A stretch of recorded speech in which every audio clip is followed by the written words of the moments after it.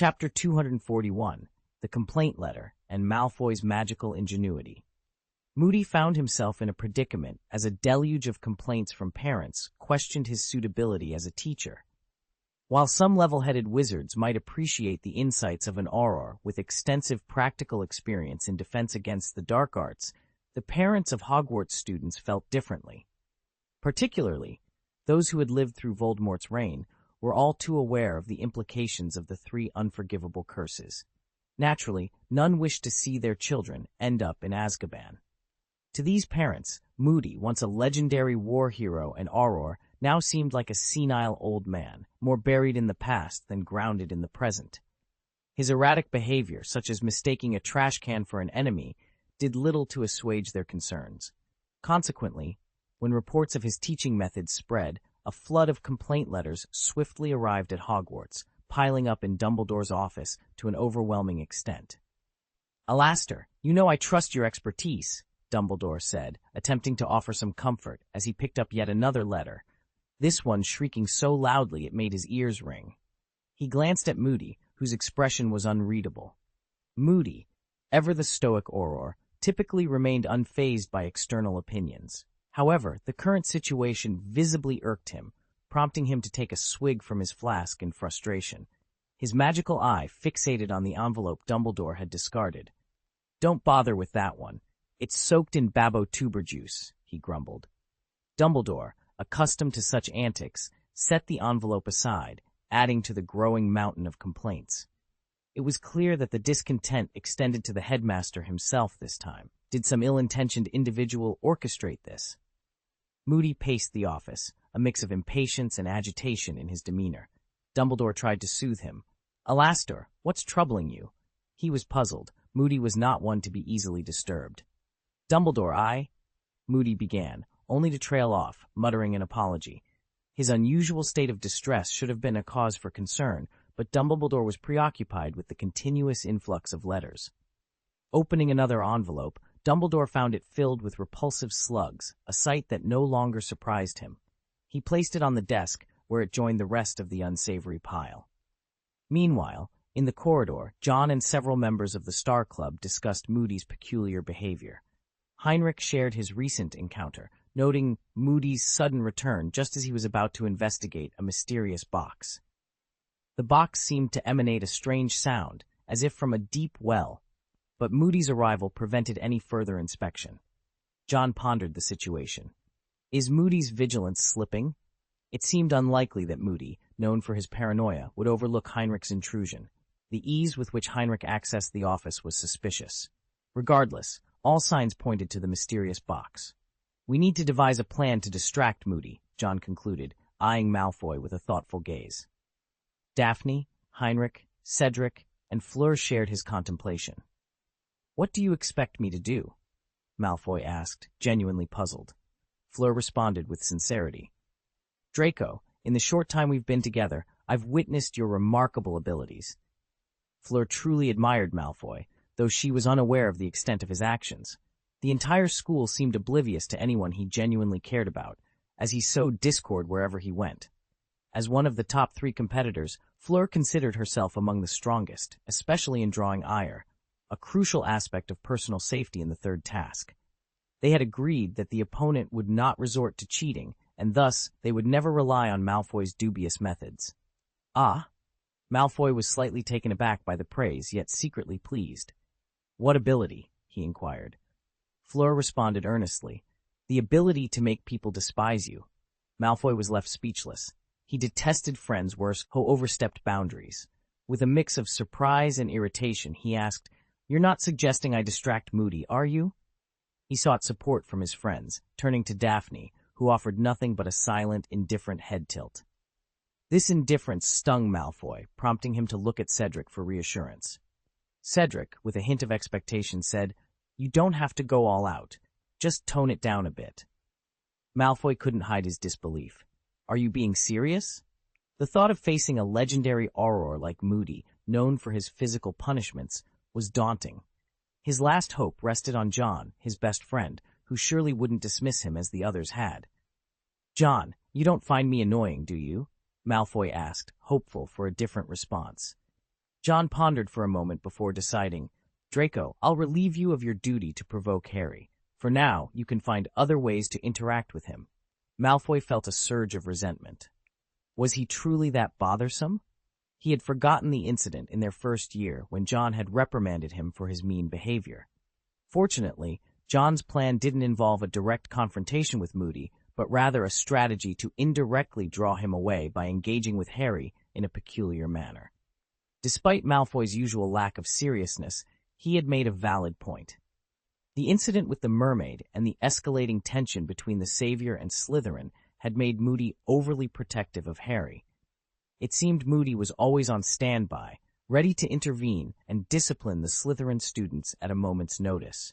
This constant vigilance made Malfoy paranoid about Moody's sudden appearances. Meanwhile, Hagrid, tasked with the conservation of fantastic beasts, decided to change the curriculum after realizing the limited use of the remaining snails. He introduced the students to nifflers, magical creatures fond of shiny objects, found in mines. The sight of a niffler eagerly digging up an Irish leprechaun gold coin immediately endeared them to the students, despite their penchant for stealing shiny belongings.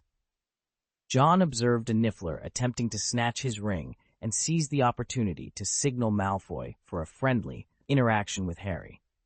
Malfoy, never one to miss a chance to irritate Harry, approached and quickly dampened Harry's spirits, nearly causing a conflict. Hagrid intervened to separate them, while Ron looked on, visibly upset. As the commotion unfolded, John skillfully located all the hidden gold coins with the help of the niffler, his unique ability allowing him to detect the magical aura of the leprechaun gold without any need for digging. Hagrid was impressed by John's knack for finding the coins, a testament to his exceptional magical insight. John was rewarded with a piece of Honeyduke's chocolate, a premium treat that Hagrid, in his generosity, deemed fit for a reward. It was a gesture that could have made Hagrid the richest man in Hogwarts, if only the chocolate had appealed to John. Instead, he passed it on to Goyle, sparking a near altercation with Crabbe, who was envious of the treat. Daphne's face twisted in resentment at the scene, prompting John to offer, albeit doubtfully, "You want some too?" He couldn't understand the fuss over the chocolate, but decided he might buy a box for her another day. The lesson on magizoology had just concluded, but it seemed Malfoy's penchant for conflict had not. Encountering Harry in the hallway, Malfoy wasted no time engaging in a skirmish.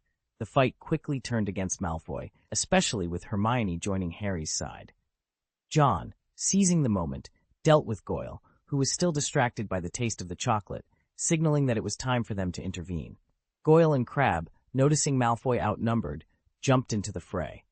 Together, they created a formidable force, their combined efforts seemingly multiplying their strength. Why did it feel like their power was ninefold? Because in this chaos, the usual rules didn't apply. Amidst the commotion, John noticed Ron drawing his wand, ready to join the battle. It was then that the distinctive sound of Moody's footsteps echoed through the hallway. "Malfoy!" he barked, causing Malfoy's face to blanch. However, recalling something, Malfoy's expression swiftly shifted back to his usual arrogance. John's attention shifted to Moody, puzzled by his timely arrival. The Defense Against the Dark Arts classroom was nowhere nearby, so how had Moody known to come? A thought struck John. Could Moody possess something akin to the Marauder's map, enabling him to monitor the happenings within Hogwarts with such precision? The possibility lingered in the air, unanswered, as the confrontation unfolded. Chapter 242, Moody's Box and the Invasion. As an Auror, Moody was expected to possess extensive knowledge, but John doubted his expertise in alchemy. After all, if Moody were truly proficient in alchemy, he wouldn't need to purchase a looking glass. John speculated that Moody might have cast a spell on Harry, never anticipating that Harry would willingly give the Marauder's map to someone else. He silently calculated the time it would take for Moody to make his appearance. Meanwhile, Malfoy faced a reprimand from Moody, yet the smirk on his face remained. "Potter, it seems your guardian angel is always by your side," Malfoy sneered. "Do you sleep with your guardian angel in your arms too?" Harry, feeling ridiculed, couldn't help but think that Moody's overprotectiveness was a bit much. Despite this, Moody's kindness left Harry with no room for complaint. The altercation concluded with Slytherin losing 20 points, a decision that visibly irked Malfoy. He lamented how Moody seized every opportunity to deduct points from Slytherin, much like Snape did with Gryffindor. Despite Slytherin's lead in the House Cup race, the gap between them and the second-place Gryffindor was narrowing, now less than 50 points. This ignited a sense of urgency among the Slytherin students, while Gryffindor was more motivated than ever to end Slytherin's winning streak. Seizing an opportunity, John planned his next move during a Defense Against the Dark Arts class. Moody's unconventional teaching methods, which involved students defending against his attacks, had led to complaints from both students and parents. The school, under pressure, decided to allow a supervised session by representatives from the school board and parents for the upcoming 6th-year class. Even Dumbledore had to yield to this decision. On the day of the supervised class, which coincided with Harry's divination class, John had already requested leave. He knew that the class would require practicing countermeasures against dark magic, necessitating a move to the spacious staff lounge. As a precaution, John had Malfoy ready to provoke Harry if needed. The parent representative for the supervision was Cedric's father, a respected Ministry of Magic official, while the school board was represented by Mr. Greenglass, Daphne's father. Greenglass, known for his neutrality even during Voldemort's reign, was a testament to the impartiality of the supervision. As the supervised class approached, John used the Marauders map to confirm Moody's location in the staff room. This was advantageous for John, especially with Dumbledore present alongside the representatives. While the class was in session, John approached the Defense Against the Dark Arts office, intending to enter through a side door after ensuring no magical surveillance was in place. Just as he was about to enter, John sensed something amiss. "Has someone triggered my magic?" he wondered, realizing that the detection spell he had set for the Star Club had been activated. Faced with a dilemma, John had to decide whether to continue his investigation or address the unexpected intrusion into the Star Club. John, suspecting the mastermind behind the confusion spell to be within the vicinity, decided to investigate further. His initial suspicion fell on Moody, who was known for his expertise in such spells. However, after confirming Moody was still engaged in a class through both the Marauders map and a message from Heinrich, John realized he was mistaken. The true perpetrator was someone else. With urgency, John hastened his steps, navigating through the corridors under the watchful eye of Filch, who looked on in surprise. The Marauders map, a tool usually reliable, offered no clues this time since the Society of Stars lay beyond its scope. Determined, John approached the club's door, noting the sealed magic that guarded it. Had he not prepared an alternative magical entrance beforehand, he might have been at a loss. "Let's see who's behind this," John murmured, his wand sliding into his grasp, ready for confrontation. He cautiously pushed the door open, immediately triggering the room's defensive spells and plunging the space into darkness. The Star Society, now shrouded in shadow, seemed an ideal hiding spot, but John's night vision pierced through the veil. Scanning the room, John found no sign of the intruder, until a clever use of revealing powder illuminated a figure disguised as a chair. The figure, now exposed, didn't hesitate to retaliate, launching a spell that John deflected with a shield charm. The battle that ensued was fierce, with spells clashing in the darkness, causing destruction all around. John, realizing the gravity of his opponent's skill, escalated his efforts. "Reducto," he shouted, unleashing a powerful curse that the mysterious figure narrowly countered. The duel intensified, with John leveraging the Star Society's magical properties to gain the upper hand. A concentrated beam of magic, guided by John's wand, finally overwhelmed the assailant. As the figure attempted a counterattack, John's precision and strategic use of the environment subdued him. Approaching the fallen figure, John prepared to unveil the identity of this skilled adversary. "Who are you, so adept at confusion spells?" John demanded, recognizing the importance of the Chamber of Secrets in his victory. The moment of truth came as John gazed upon the face of the defeated. "Percy?" he gasped, taken aback by the revelation. The situation took another turn as Percy, regaining consciousness, aimed his wand at John and whispered, "Confundo." John's vision blurred, the spell taking effect, leaving him to grapple with the unexpected betrayal and the implications of Percy's involvement.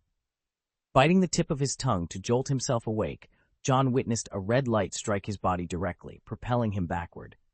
Staggering to his feet, his expression darkened as he coldly demanded, "Who the hell are you?" He refused to believe that Percy would act in such a manner. It was more plausible that someone had disguised themselves as Percy to unsettle John's mind, thereby exposing his vulnerabilities. "You're quite astute," the man remarked, tearing off a damaged amulet and discarding it. John's gaze hardened upon recognizing it as one of his own creations. The man's smile widened as he confidently stated, "But you'll find it's still too difficult to detain me." With a flourish, he pointed his wand and intoned with a chilling elegance, "Fiendfire." John's expression shifted instantly as he saw the ferocious flames charging towards him. The man dropped his wand and dashed towards the exit. John was tempted to pursue, but he knew the fire could spiral out of control and devastate the Star Club. Left with no choice, he raised his wand, channeling a surge of powerful magic from the dome above directly into it. Focusing intently on the serpent-like fiendfire, John's own flames morphed into a dragon of fire, consuming the fiendfire. With every ounce of his strength, John extinguished the summoned inferno. Cruel and decisive. Who in the world is he? John pondered, surveying the chaos that now reigned in the Star Club. The wand had succumbed to the fiendfire's wrath, and even if it had survived, John doubted it would yield any clues. The wand was a silver hand Johnny's bearer wand, a detail that only deepened the mystery. Retrieving the discarded amulet, John examined the serial number concealed on it. The amulets sold at the Johnny Silver Hand store were meticulously tracked through a real name system.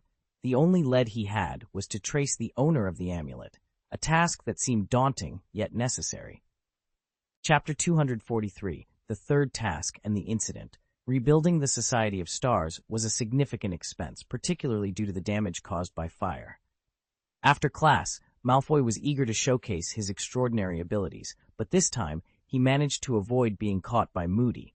This piqued John's curiosity about the identity of the mysterious individual. Could it be a polyjuice potion, or perhaps some form of transfiguration? The fact that the intruder had assumed Percy's appearance indicated a clear understanding of Percy's relationship with John. What could their motive be for infiltrating the secret chamber of the Society of Stars? The amulets and wands found at the scene were evidently prepared by the intruder, possibly in connection with Johnny the Silver Hand. John had tasked Tang Mi with tracing the serial number on the amulet, but the results were disappointing. The amulet belonged to a guard who later realized it was missing.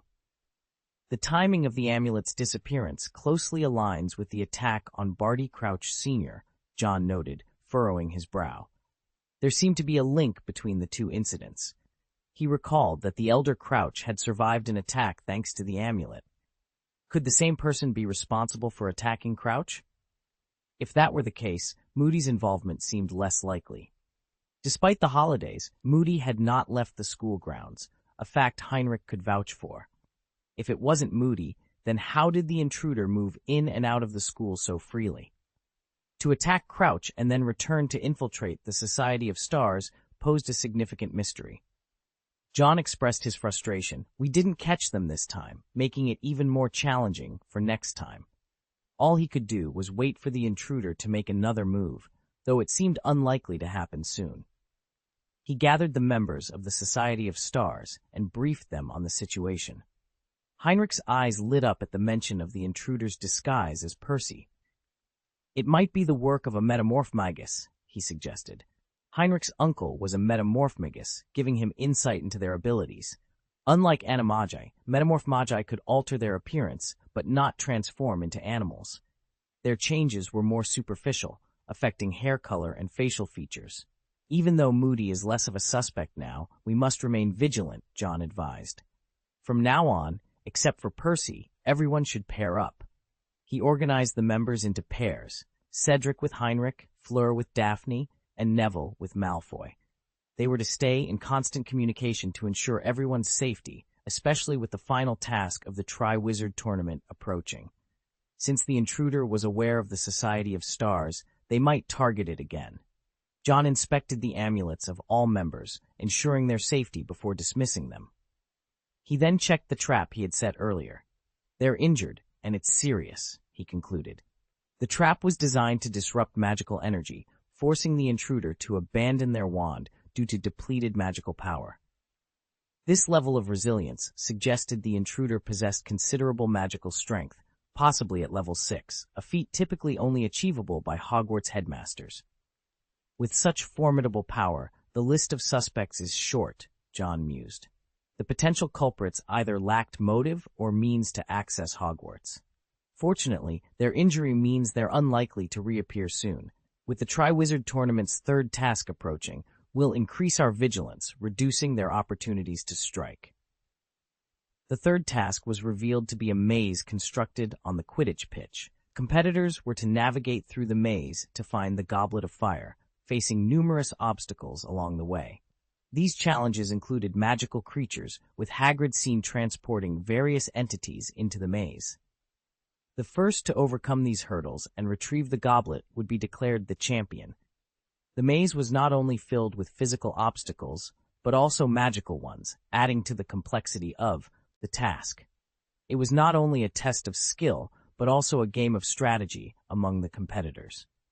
From John's perspective, it seemed unlikely that any of the 4 champions would resort to underhanded tactics. Thus, the challenge of being the first to penetrate the barrier was significant. The sequence of entry was determined by the current standings, with Cedric leading, followed by Harry, then Fleur, and finally Crumb. Being the first to enter offered a distinct advantage, though it was also possible for someone to unexpectedly take the lead, maintaining a sense of fairness. The oversight by Moody had been concluded, preventing Dumbledore's office from being overwhelmed by another wave of complaints. Although the outcome was favorable, Moody's biased behavior in class, particularly against Slytherin, had drawn criticism from Mr. Greenglass. He approached Dumbledore, demanding fairness from Moody, and promising to report the matter to the school board. It was almost certain that Moody's tenure as a teacher was nearing its end. Dumbledore assured that a new professor would be appointed at the earliest next semester. The Daily Prophet's brief silence was a relief to Dumbledore, who was less concerned about the newspaper's criticisms, but troubled by the continuous stream of complaints from parents. As the school year drew to a close, the intensity of the academic workload increased, except for the 4 champions. Hermione and Ron even set aside their exam preparations to assist Harry in mastering spells for the third task. During this time, Harry was summoned to Dumbledore's office, though the details of their conversation remained unknown. June arrived, marking the end of the exam week. The third task was set to welcome the champions' families as spectators. John noticed the arrival of the Weasley family, though the Dursleys were conspicuously absent. The families of the other champions were also present, contributing to a peaceful atmosphere that allowed John to relax slightly. The absence of a certain individual made the upcoming challenge seem less daunting. Representatives from the Ministry of Magic were in attendance as well, including a visibly unwell Barty Crouch Sr., with Percy by his side. Mrs. Weasley beamed with pride over her sons, while the twins maintained their usual humor. Crouch Sr. quickly steered Percy away upon spotting Amelia Bones, his main rival, whose presence indicated the political tensions at play. The recent mermaid incident had prompted a thorough examination of the maze, ensuring the safety of the students who would enter. John had intended to watch the competition, but his plans were abruptly changed by an urgent letter. The grim news it contained, a fatal accident at the location of a potential Horcrux, cast a shadow over John's mood. He informed Heinrich of the situation, expressing his concern and urging him to remain vigilant. Before hastily departing, John entrusted Heinrich with a pair of enchanted gloves, providing him with a measure of protection in his absence. With that, John left the school grounds, driven by the urgent need to address the crisis. John apparated to Hogsmeade, aiming to reach his office discreetly. Upon arrival, he noticed a glove on the table, serving as a unique key, a port key. Activating it, he was instantly transported to a secluded clearing with the vast sea stretching before him. Standing on the edge of a cliff, he peered down to find Tang Mi in a dire state below. Descending to join Tang Mi, John's voice was grave as he inquired, "Who activated the trap?" Tang Mi's expression was grim as he replied, "It wasn't us. There was a scream. It's like it targets the mind directly." It was clear to John that this wasn't the work of their security team, which meant the Death Eaters were likely involved. It appeared Voldemort had caught wind of their mission to destroy a Horcrux and had sent his followers to intercept. John's concern deepened as he considered the composition of their security team, primarily werewolves, whose resilience and mental fortitude didn't match that of ordinary wizards. They were particularly susceptible to such psychological attacks. He quickly instructed them to fall back and establish a perimeter, realizing the enemy had anticipated their move to secure the cave. The screams, if left unchecked, could endanger not only their mission, but also the lives of those in the vicinity. Exchanging a determined look with Tang Mi, John prepared to venture into the cave, understanding the risks that lay ahead. Meanwhile, back at Hogwarts, the third task of the Triwizard Tournament was underway, marking a pivotal moment in the school year. The contrast between the serene, competitive atmosphere at Hogwarts and the tense, foreboding situation John and Tang Mi faced couldn't have been starker. Chapter 244, The Cave and the Bond of Master and Servant. The waves crashed violently against the reef, and the steep rock walls plummeted straight down into the sea. The weather was foreboding, with a gloomy sky that cast an ominous feeling over the area. A gust of wind, stronger than before, whipped through, tugging at their clothes. This place was so remote that John couldn't help but admire Voldemort for discovering such a secluded location. Aside from the vast sea and the barren rocks, not a single tree was in sight. Faint, ghostly screams pierced the air, causing a slight headache. John noticed Tang Mi's distressed expression. Being a werewolf, Tang Mi was particularly sensitive to these sounds. John retrieved some materials from his bag, clapped his hands, and transformed them into a pair of earplugs. "Put these on," he instructed, handing them to Tang Mi. John, with his strong mental fortitude, didn't need such aids. Tang Mi hesitated, worried he might miss an important command from John, but upon seeing John's reassuring smile, he complied. John then reached out, touching Tang Mi, and communicated telepathically, "If you don't wear them, it won't do you any good once we're inside." Realizing the effectiveness of the earplugs and the magic of telepathy, Tang Mi felt relieved as the screams were muffled and his expression eased. John, using his enchanted meteor shoes, effortlessly walked on the water's surface towards the cave entrance beneath the distant cliff. Tang Mi, on the other hand, dived into the sea and swam. John was the first to reach what was less an entrance and more a narrow fissure in the cliff face. Inside, the eerie screams intensified, causing John to frown slightly. Tang Mi joined him shortly after. The water was shallower here, but still deep enough to reach his neck. They discovered a hidden passage within the cave and proceeded, one after the other. How did those two manage to get in here? John's voice echoed in Tang Mi's mind. Tang Mi remembered the two deranged individuals. They seemed mad, drawn by the screams, and ran towards the cave. I tried to stop them, but it was too late. By the time we checked, both were dead inside. As they conversed, steps appeared ahead, leading to a larger cavern. Ascending the steps, John's irritation with the persistent noise grew. Tang Mi, following suit, adjusted his earplugs and used a spell to dry himself. John surveyed the cavern meticulously. Standing in the center, he noticed there were no doors or obvious exits. His eyes shifted, adopting vertical pupils, allowing him to perceive magical traces that led to the cave wall. Following these traces, John found the area with the strongest magical residue.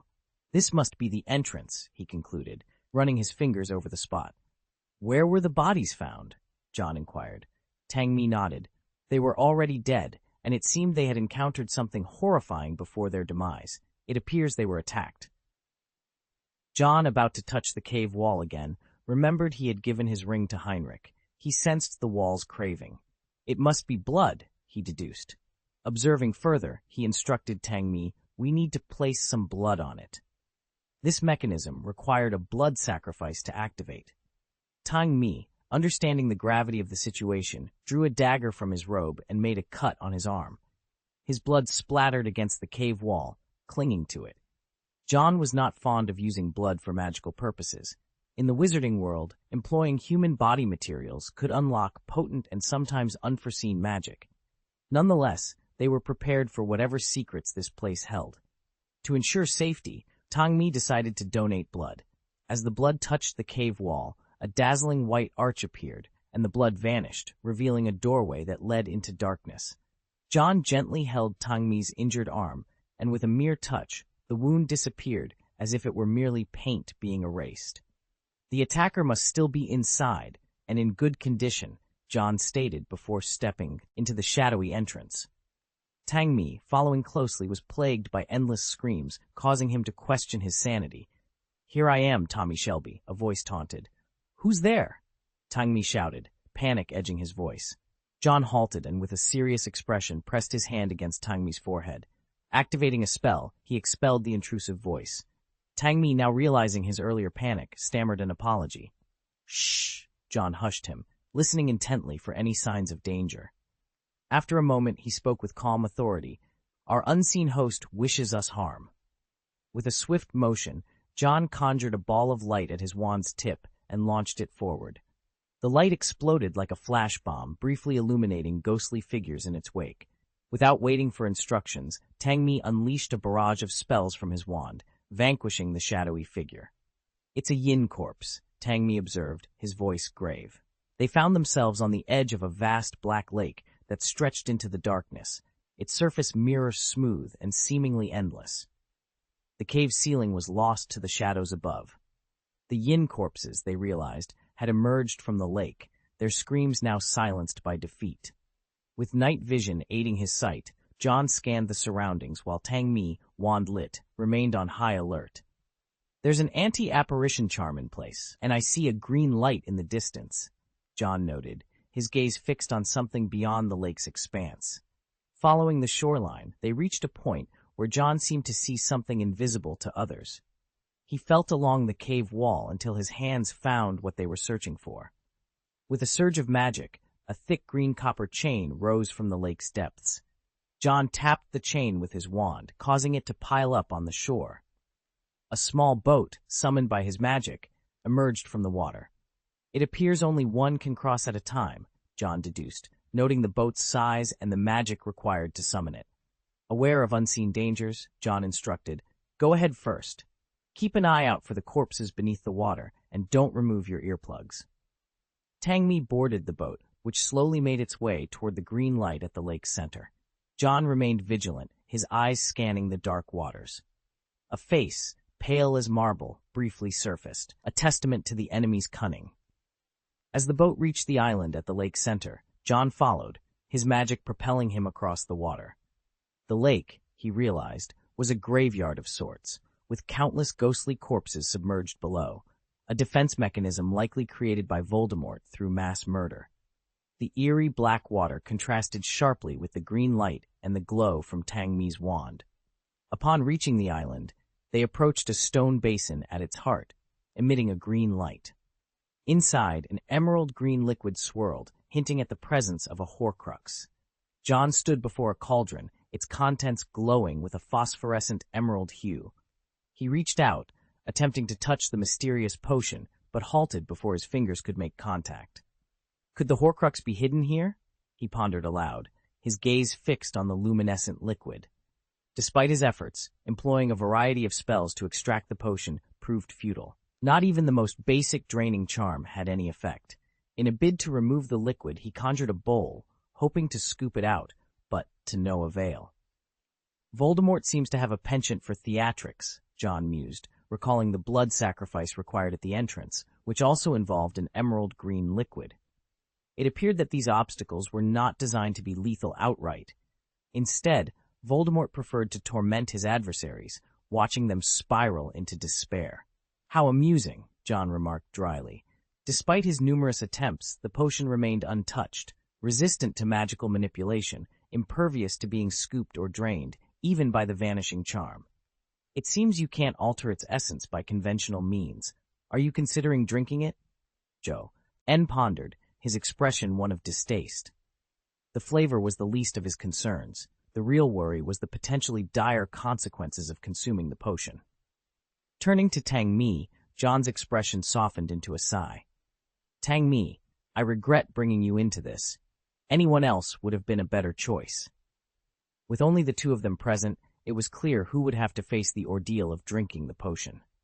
Tang Mi, having overheard John's earlier comments, resigned himself to his fate. Approaching with a stoic determination, he addressed John with a deference that belied his inner resolve. My lord, I am ready to follow your command. John's response was a satisfied smile. He dipped the bowl into the cauldron, filling it to the brim with the glowing green liquid. The eerie light cast an unsettling glow on his face, adding to the gravity of the moment. Chapter 245, Potion and Infernal Corpse. As Tang Mi reached out to take the bowl, John removed his mask and brought the vessel to his lips. Upon taking a sip, he felt as though a heavy blow had struck his head. He steadied his mind, his knuckles whitening as they gripped the stone basin tightly. My lord? Tang Mi, momentarily taken aback, quickly grew anxious, his concern evident even as his earplugs fell unnoticed. John raised a hand, signaling Tang Mi not to approach or attempt to take the bowl from him.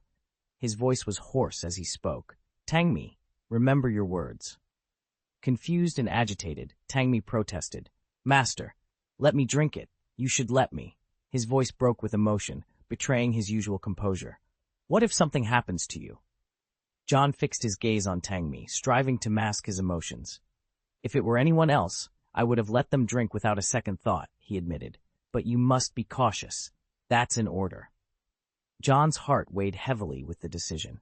In the magical world, Tang Mi was more than a subordinate. He was a friend. The potion's emerald green liquid was designed to drain one's spirit. John had barely managed to withstand its effects. For Tang Mi, the consequences could be dire. Voldemort's genius in crafting such a potion was undeniable, a talent wasted outside the Ministry of Punishment. After consuming more of the potion, John's body swayed. He leaned on the stone basin for support. Tang Mi, unable to stand idly by, moved to intervene, but John's shout stopped him. Do your part. I won't die. Voldemort seeks to inflict pain, not a quick death. As John continued to drink, his body and mind were assaulted by pain and chaotic memories. He instructed Tang Mi, no matter what, ensure I drink all of it. Even if I beg, do not relent. Tang Mi, his fists clenched and eyes filled with tears, nodded in silent agreement. With each gulp, John's condition worsened. His body trembled, and his mind was tormented by painful memories. Despite the agony, he persisted, his determination unwavering. Finally, John's strength faltered. His hand, trembling uncontrollably, refused to bring the bowl to his lips. His eyes, filled with pain and pleading, met Tang Mi's. It was not a plea for salvation, but for Tang Mi to honor his promise. Tang Mi, his eyes red and breathing heavy, took John's hand and helped him drink the remaining potion. John attempted a smile, but pain overtook him. After the final sip, his body gave way, and he collapsed, nearly tumbling into the lake. Master! Tang Mi cried out, rushing to catch John. His eyes were filled with tears as he cradled his fallen lord, the weight of their ordeal pressing heavily upon them both. The atmosphere was thick with tension as John clutched Tang Mi suddenly, his voice barely a whisper. Drink! Tang Mi's body shivered, a struggle evident in his demeanor as he fought back his sorrow. With a determination that belied his trembling hands, he scooped another serving from the stone basin, now on his fifth bowl. John's condition had deteriorated significantly.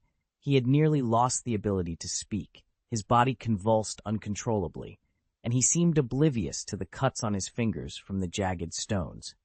It was as though he was encircled by a horde of dementors, each one pulling away pieces of his essence. Despite the agony, he remained silent, refusing to plead for mercy. Blood trickled from the corner of his mouth where he had bitten himself in an attempt to endure the pain. My lord, I implore you, we must stop, Tang Mi said, his voice quivering with a mix of fear and desperation. He longed for John to utter a word of surrender, to give him a reason to halt this torment. Yet as he prepared the sixth bowl, his hope dwindled with each passing moment. John's lips parted slightly, allowing the bitter liquid to seep in. This bowl was consumed far more slowly, each second a testament to his suffering. Tang Mi pleaded it again. My lord, we must leave. You cannot endure any more. But his pleas fell on deaf ears, his heart twisting with each unheeded request. Resigned, he fetched the seventh bowl. Unknown to Tang Mi, John had reached his limit after the fourth bowl, but had cast a psychic spell on himself, compelling him to continue drinking despite the consequences. This spell also rendered him mute, focusing his consciousness on the singular task of enduring the ordeal. As John struggled with the seventh bowl, his physical reactions were torturous to witness. His mind was transported back to the horrors of the Azkaban laboratory in Extus, where the pain he experienced was magnified 100-fold. Tang Mi, in a rare display of gentleness, supported John, speaking to him as one would to a child. "My lord, it will soon be over.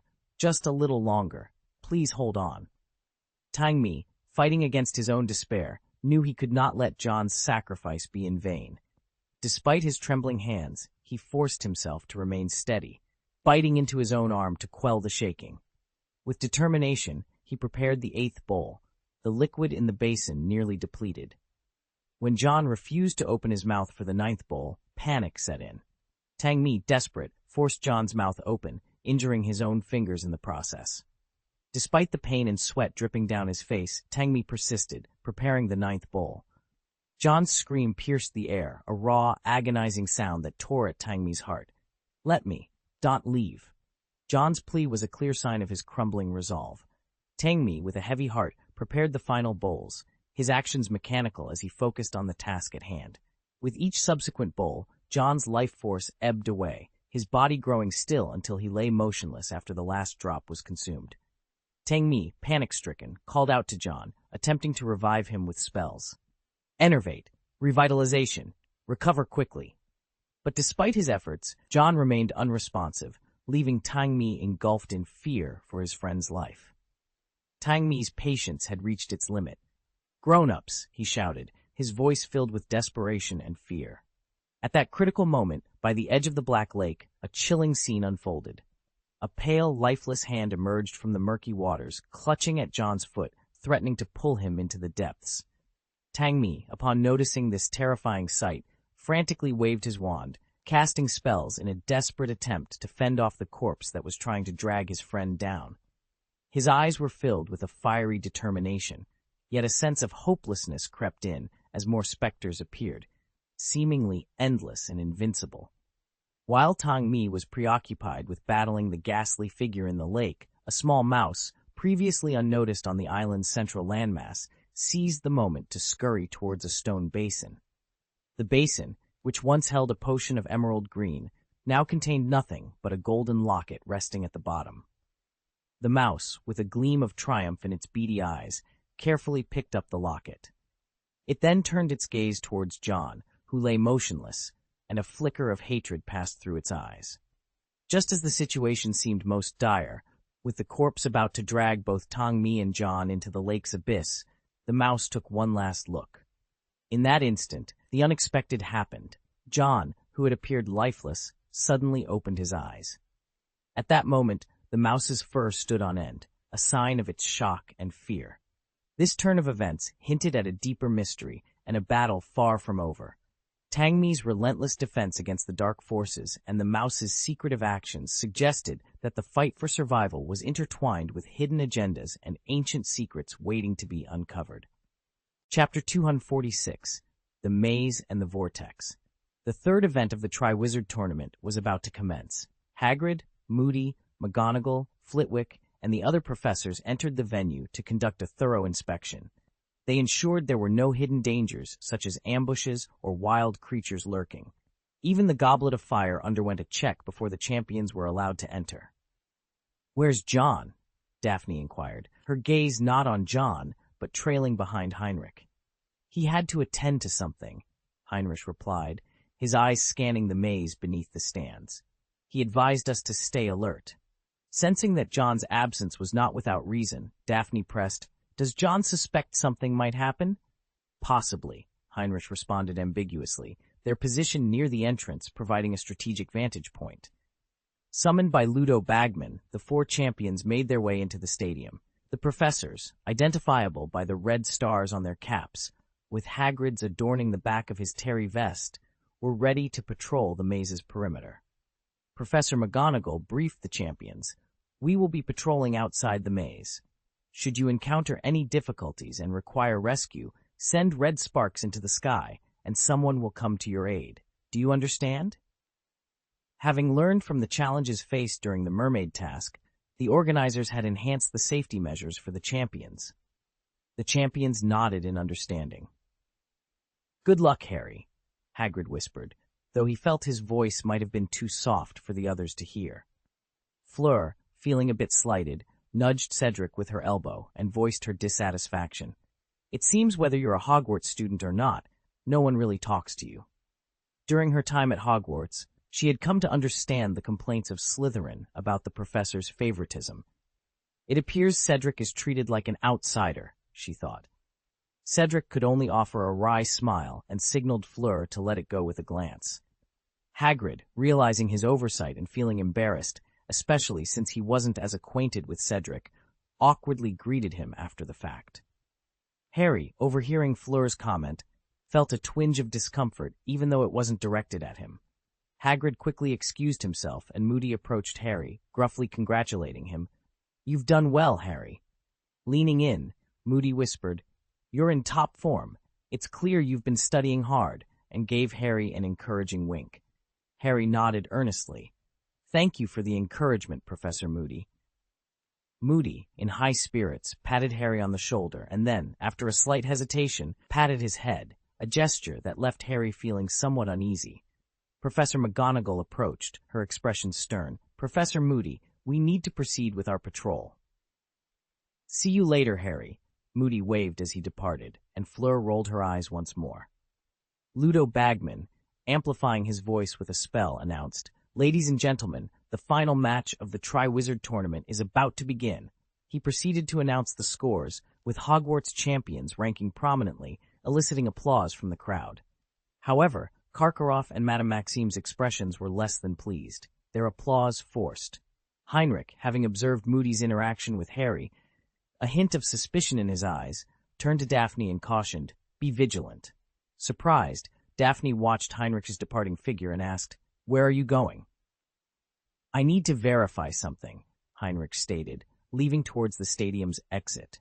Daphne scanned her surroundings, noticing Malfoy and Neville approaching, both out of breath. "Now, Cedric, listen for my whistle," Ludo Bagman announced, and with the sound of the whistle, Cedric was the first to enter the maze. Shortly after, Harry followed, with Fleur and Krum entering in turn. Cedric, leading the way, soon encountered his first obstacle, a snail with a scorpion-like tail that nearly set his trousers ablaze. Utilizing the shattering charm, Cedric managed to dispatch the snails. Faced with a hedge wall blocking his path, he had no choice but to turn and seek another route. Hagrid, watching from afar, couldn't help but feel anxious for the champions as they navigated the treacherous maze. Upon entering the maze, Harry was immediately confronted by a boggart, which he mistook for a Dementor. In a reflexive response, he cast the Patronus charm, only to watch in bemusement as the creature stumbled backward and tripped over its robe. Realizing his mistake, Harry quickly resorted to the ridiculous spell to banish the boggart. Shortly after, he experienced a moment of disorientation similar to what Cedric had described. Amidst his confusion, a shout pierced the air. It was Fleur Delacour. Then, rustling from the hedges signaled another's approach. Cedric Diggory emerged, locking eyes with Harry. Without a word, they both understood each other's intent and dashed toward the source of the sound, plunging into a golden mist that momentarily turned their world upside down. Regaining their footing, they pressed on until a sudden flash of red light and the appearance of Victor Krum from an inverted position halted them. "What happened?" Cedric inquired, concern etching his features upon seeing Fleur. Fleur, with a mix of anger and relief, explained, "Krum ambushed me, but I was prepared." As she moved to confront Krum, Harry, sensing something amiss, urged them to observe Krum more closely. They noticed Krum struggling to stand, clearly affected by Fleur's sleeping spell. In a swift motion, Krum disarmed Fleur with a disarming charm, sending her wand flying. Reacting quickly, Cedric and Harry incapacitated Krum with a combination of spells. Concerned for Fleur, Cedric asked, "Are you okay?" Fleur, nursing her injured ankle and seething with frustration, declared her early withdrawal from the competition, despite being capable of healing herself. She felt that accepting help from Harry and Cedric made further participation unnecessary. Cedric, recognizing Fleur's dignity, retrieved and returned her wand. The trio speculated that Crumb's actions might have been influenced by his headmaster, Igor Karkaroff. Fleur, determined to handle the situation, sent up red sparks to signal for assistance and advised Harry and Cedric not to worry about her. As Harry and Cedric resumed their journey through the maze, their shared determination to win was evident. They parted ways at an intersection, each choosing a different path. Outside the maze, the professors, including Alastor Moody, were on alert for any signs of trouble. Moody, leaning on his crutch, observed the maze with an intensity that belied his rugged appearance, exuding an unexpected air of sophistication. "You're not Moody," came an accusation, breaking the tense silence. Moody, unfazed, responded with a sly smile. "It seems you've figured it out, though you should have realized sooner." The accuser, Heinrich, was visibly agitated, his wand aimed at Moody. Heinrich had discovered Moody's secret upon finding a cabinet with the Edgar family crest in Moody's office, a cabinet known for enabling teleportation. "Why do you have Edgar's cabinet?" Heinrich demanded, seeking answers. Moody, with a hint of disdain, evaded the question and instead hinted at Hogwarts' anti-apparition measures and a way around them. Before Heinrich could react, Moody cast the full-body bind curse, leaving the scene shrouded in mystery and tension. Amidst the chaos with Moody, Heinrich took decisive action. Moody, with a sly grin, stamped his foot, and his wooden leg seemed to pull him swiftly into a swirling vortex. The spell Heinrich had attempted failed, and his face paled. A portkey, he realized too late. Harry, having cleverly answered the Sphinx's riddle, finally arrived at the Goblet of Fire. Just as he was about to let a triumphant smile break across his face, Cedric emerged from another path. Without needing to exchange words, they both dashed towards the Goblet of Fire, reaching it almost simultaneously. They locked eyes, each filled with a mix of competition and confusion. "What do we do now?" they seemed to ask each other silently. In that moment of uncertainty, the table holding the Goblet of Fire exploded without warning. Caught off guard, they were sucked into the resulting vortex, reminiscent of being flushed down a toilet. Cedric, just a second before being swallowed by the vortex, managed to tap his star emblem forcefully. The expressions of everyone in the Star Club shifted dramatically. Daphne, who had been watching Fleur being escorted out by Professor McGonagall, stood up abruptly. "Something's wrong," she declared with urgency.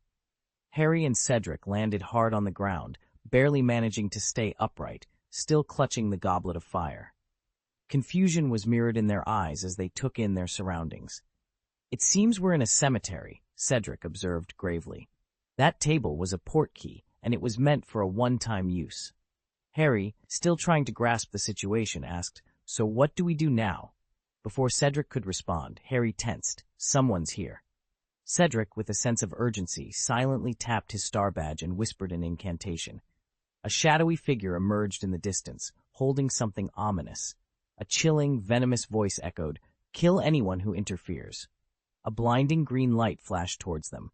"Avada Kedavra," the voice hissed. Harry stood frozen for a split second before witnessing Cedric being struck by the green light. In that moment, two spells were cast from different directions, filling the air with tension. "All petrified, petrificus totalis," one voice commanded, while another shouted, "Stupefy, stupefy." The scene was a chaotic blend of action and magic, with the fate of the characters hanging in the balance amidst the eerie backdrop of the cemetery. Chapter 247, Resurrection and the Steed. Under Harry's watchful eyes, Cedric, who was presumed dead, miraculously stood unharmed. The figure that had been pierced turned into mist and dispersed, revealing itself to be nothing more than a mirage. This clever piece of magic, designed to counteract the initial attack, had saved Cedric's life. "Harry, be careful," Cedric warned, his gaze fixed on the man who had effortlessly deflected two spells, his expression grave. "Interesting little trick," the man commented with a chuckle, his attention shifting. "But I didn't expect you to come after me. Such recklessness is unbecoming." Emerging from the shadows, Heinrich gripped his wand tightly, his voice cold and determined. "You're the one who's caused all this chaos, Aldolf Edgar." Aldolf Edgar, with his well-groomed black hair and handsome features, could have been mistaken for a nobleman leisurely enjoying fine wine. Time seemed to have barely touched him, except for a grotesque burn marring the corner of his brow, disrupting his otherwise perfect appearance. "My dear nephew Edgar, have you no inclination to call me uncle anymore? It seems you've interfered with my plans for the Chosen One," Aldolf remarked, his tone light yet laced with an underlying threat.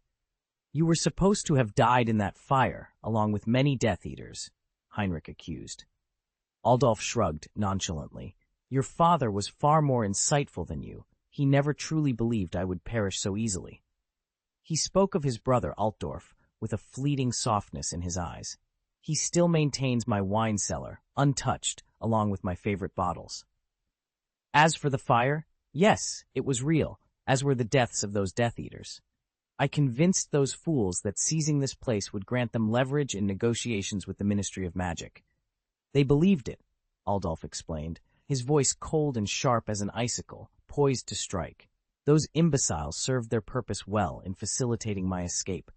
Aldolf Edgar, embodying the Edgar family's legacy of paranoia and madness, was indeed a madman. His elegance belied a mind capable of orchestrating the most tumultuous of hells.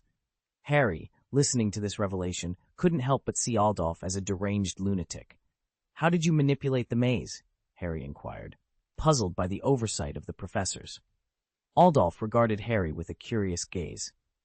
"It was quite simple, really. A bit of magic," he said, his features morphing before their eyes. His handsome visage twisted into that of Moody's, and then unsettlingly into Harry's own. Harry, taken aback, quickly realized the truth. "You were the one who entered my name into the Goblet of Fire." "An interesting ability, wouldn't you agree?" Aldolf, wearing Harry's face, raised an eyebrow. A voice from his arms interrupted, Voldemort growing impatient. "Aldolf, complete your task swiftly." "Of course, my master," Aldolf replied, his lips curling into a smirk, his wand dangling casually by his side. Heinrich interjected coldly, "It's futile. I've already alerted others. The Ministry of Magic will be here shortly." "But they won't arrive soon enough, will they?" Aldolf retorted lazily, his dark golden eyes sweeping over them. Harry felt as if he were being sized up by a predatory beast. In an instant, Aldolf sprang into action. Despite being encumbered by Voldemort, his power was undeniable. Harry barely had time to react before a banishing spell sent him flying backward. Cedric, taken by surprise, managed to react in time, thanks to his prior experience in combat. He cast a disarming spell, but Aldolf, undeterred, prepared to strike again. Suddenly, a spell shot from behind him, forcing Aldolf to teleport 20 feet away with a loud crack, narrowly avoiding the attack. Heinrich, seizing the moment, found himself momentarily suspended in midair, his feet finding no purchase. His body levitated, a clear sign of a floating spell in action. As he hovered, he launched a counterattack, employing the Iron Armor Curse to shield himself from the disarming curse. Cedric, quick on his feet, transfigured an obstacle, but Altdorf effortlessly leaped over it, his wand orchestrating the movements of a statue on a tombstone to swing its scythe dangerously close to Cedric's head. Catching Heinrich's eye, they struck with a silent, unified front. Heinrich conjured a wall of fire with a shout of incendio, while Cedric transformed stones into a barrage of bullets with a pugno. Altdorf, with a swift motion, drew a circle with his wand, summoning a tombstone to intercept the stone bullets. He then extinguished the wall of fire with a well-placed extinguishing curse. Altdorf's Cruciatus curse found its mark on Cedric, sending him to the ground in agony, and he swiftly stunned Heinrich with a sleeping curse. The two students were utterly defeated, their skills no match for the former deputy of the Dark Lord. The disparity in their powers left them feeling utterly powerless. Harry, struggling to rise, found himself suddenly bound by ropes, immobilized. Cedric's pain was palpable, his face contorted, veins bulging with the intensity of his suffering. "Hurry up," Voldemort urged, his voice laced with impatience. A stone crucible was summoned, hovering ominously. The scar on Harry's forehead throbbed painfully as Altdorf ignited the flames beneath the crucible, causing the liquid inside to bubble menacingly. Unveiling the contents of the bundle he carried, Harry's eyes widened in horror at the sight. Altdorf, with a sense of ritual, murmured an incantation about father's bones and servant's flesh, contributing to a dark resurrection.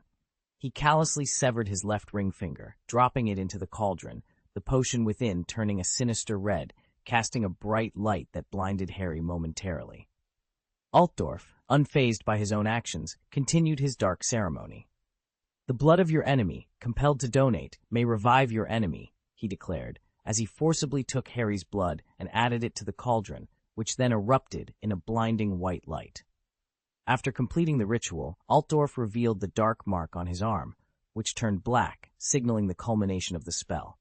A thick white mist enveloped the area, and from it emerged a figure, tall and skeletal.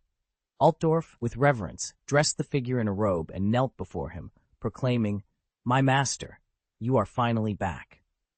Harry's heart sank as he recognized the face of the man haunting his nightmares for 3 years.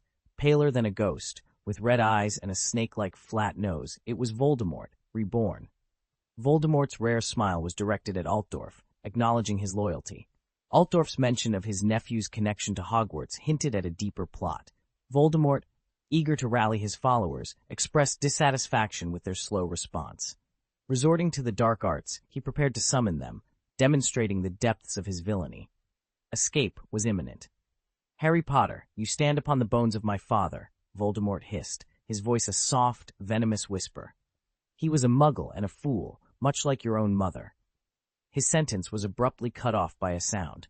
A distinct crack echoed through the air, signaling something had broken. Voldemort's gaze shifted, searching for the source of the noise, and then he saw a trembling figure rising to its feet. With a flicker of interest, he turned to Altdorf and remarked, "Ah, another Edgar, just like you." Heinrich Edgar stood, his mind slightly foggy, clutching a blue gemstone in his left hand. With a determined grip, he yanked at the necklace he wore, tearing it off. His eyes found Cedric, who was slowly regaining his senses, and he called out, "Cedric!" Cedric squinted, witnessing Heinrich remove the necklace. "Supreme power!" Heinrich exclaimed, as a formidable magical force enveloped the entire cemetery. In the next moment, Heinrich's right hand was adorned with a silver ring that extended over his arm. He brandished his wand, channeling an intense energy into it with the aid of 5 magic crystals. "Fiendfire!" he shouted. The magic, fueled by the spell, amplified the power of the Philosopher's Stone tenfold. The red flames morphed into the shape of a horse, its majesty and power causing Heinrich's eyes to bleed at the corners, yet the gold in his gaze shone even brighter against the backdrop of the fire. The fiery steed galloped forward, dragging the fiendfire between Voldemort and Altdorf, effectively separating them. Cedric, now free, cut through Harry's bindings with a cutting curse and rushed towards Heinrich, calling out his name. It was clear he understood Heinrich's intentions and desperately wanted to stop him. Heinrich, maintaining his stance, managed to say, "I'm different from him." Unlike Altdorf's malevolent use of fiendfire, Heinrich's flames were conjured to save his friends. Memories flashed before his eyes, finally settling on a moment with the Star Club, where they held a golden cup together, basking in a light so warm and inviting. Gripping his wand with both hands, Heinrich bellowed, "For eternal glory." The steed, made of flames, neighed loudly, its hooves stepping out in flames to encircle them. Trapped within the fiendfire, neither Voldemort nor Altdorf could escape. Voldemort's composure shattered. "Anti-apparition," he cast, but it was too late. Today, Heinrich Edgar was determined to clear all obstacles in the path of justice. Chapter 248, Fire Dragon clears the way and the showdown in the cave. The Inferi at the bottom of the Black Lake clawed their way up the rocks. Their withered hands gripped the slippery stones, their hollow, foggy eyes fixed on Tangmi, and their waterlogged rags trailed behind them. Their sunken faces bore an expression of disdain for the intruder. Tangmi, once an experienced auror, launched into action, casting the blazing charm to set the surrounding area ablaze. However, the ghost seemed endless, and Tangmi's energy began to wane. Meanwhile, the rat that had snatched the gold locket was overcome with terror. Its breathing became labored, and its plump body tumbled back into the stone basin. "No, it's you! It's you!" The rat shrieked as it transformed back into its human form, revealing itself to be Peter Pettigrew, his hand marred by a missing finger. Overwhelmed by fear, Pettigrew fumbled several times before he could draw his wand. In his eyes, John morphed into a vast black mist, engulfing him. The scene shifted back to a dark dungeon where he was forced to drink veritaserum under the watchful eye of the Silver Mask. The devil! The devil! Pettigrew's cries were meant to distract Tang Mi, and in that moment of distraction, an inferi breached their defenses and charged. Just as it was about to reach Tang Mi, the inferi was flung backward. John, who had been lying down, mustered some strength and staggered to his feet, his expression numb and dull. "My lord!" Tang Mi exclaimed, tears of joy in his eyes. John struggled to regain control of his body, the potion's effects leaving him slightly disoriented. He retrieved a magic crystal from his bag, and upon its shattering, the released magical power helped him fully awaken. Encasing Pettigrew in a sphere of panic, John summoned his fallen wand back into his hand. He stepped forward, and under Pettigrew's terrified gaze, pocketed the gold locket. "Please." Pettigrew pleaded, tears streaming down his face. John regarded him coldly. "I'll settle accounts with you after we get out of here." With a flick of his wand, Pettigrew was rendered unconscious. Overwhelmed by the sight of the densely packed corpses, John took a philosopher's stone and 3 magic crystals in hand. As he worked his magic, a golden flame ignited at the tip of his wand. This small flame, eternal in its essence, pierced the darkness. With a roar, the flame expanded, transforming into a majestic golden fire dragon. The dragon soared over the lake, reducing any corpses in its path to ashes. "The fire dragon clears the way," John declared, his robes billowing as his magical power surged. The fire dragon, a manifestation of the ancient Gublay's immortal fire, bathed the entire lake in a golden glow. "Let's go," John commanded, sprouting a pair of wings from his back. He grabbed Pettigrew and took to the air alongside the dragon. Tang Mi quickly boarded a boat, and any inferi that dared to follow were instantly consumed by the flames. Upon reaching the shore, Tang Mi didn't wait for instructions. He rushed to the cave's sealed wall and smeared it with blood from a cut on his arm, revealing an archway. John tossed Pettigrew to Tang Mi and watched as the last of the corpses attempted to emerge, only for the fire dragon to condense into a brilliant point of light in his palm, signaling the magic crystal's depletion. With the last of his strength, John detonated the Gublai fairy fire. The flames surged into the black lake, incinerating all remaining corpses. He exited the cave just a moment before the explosion, the closing gate and the massive impact causing the entire cave to tremble. John staggered, nearly falling, but Tang Mi was quick to support him. John shook his head, indicating he was all right. "We need to leave quickly," John urged, the sight of Peter Pettigrew intensifying his sense of urgency. He could sense a conspiracy brewing. The rock face loomed large as John's badge suddenly illuminated, signaling an urgent change in his expression. He tapped the badge quickly, and a phantom image appeared, indicating an emergency. "What's happened?" John demanded. "It's Cedric," Daphne replied, her voice laced with concern.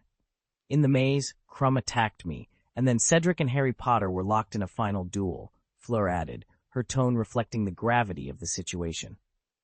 Percy interjected, "I've already requested Mr. Crouch to halt the tournament, and they're currently deliberating on it."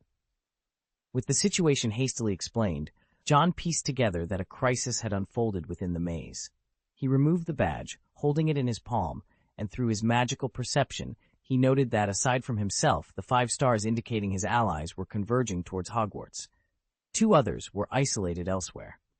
"My lord?" Tang Mi, holding Peter Pettigrew captive, looked to John for instructions.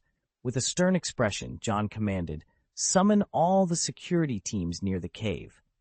Upon hearing his order, Tang Mi let out a howl akin to a wolf's call, eliciting 7 or 8 responses from the distance. Sensing the location of the 2 isolated stars, John gathered his magical strength and attempted to apparate, only to find the location inaccessible. "Damn," he cursed, realizing that the unique power he had bestowed had been usurped by someone else. Determined, John released his magical power, allowing Tang Mi to follow, and then used apparition to move towards the approximate location.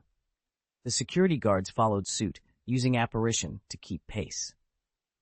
"Mr. Crouch, we must immediately suspend the game," Percy implored, his voice filled with urgency, beside an oblivious Barty Crouch Sr. Crouch Sr., taken aback by the sudden request, frowned deeply. After a moment's hesitation, he whispered back, "Something's amiss in the maze."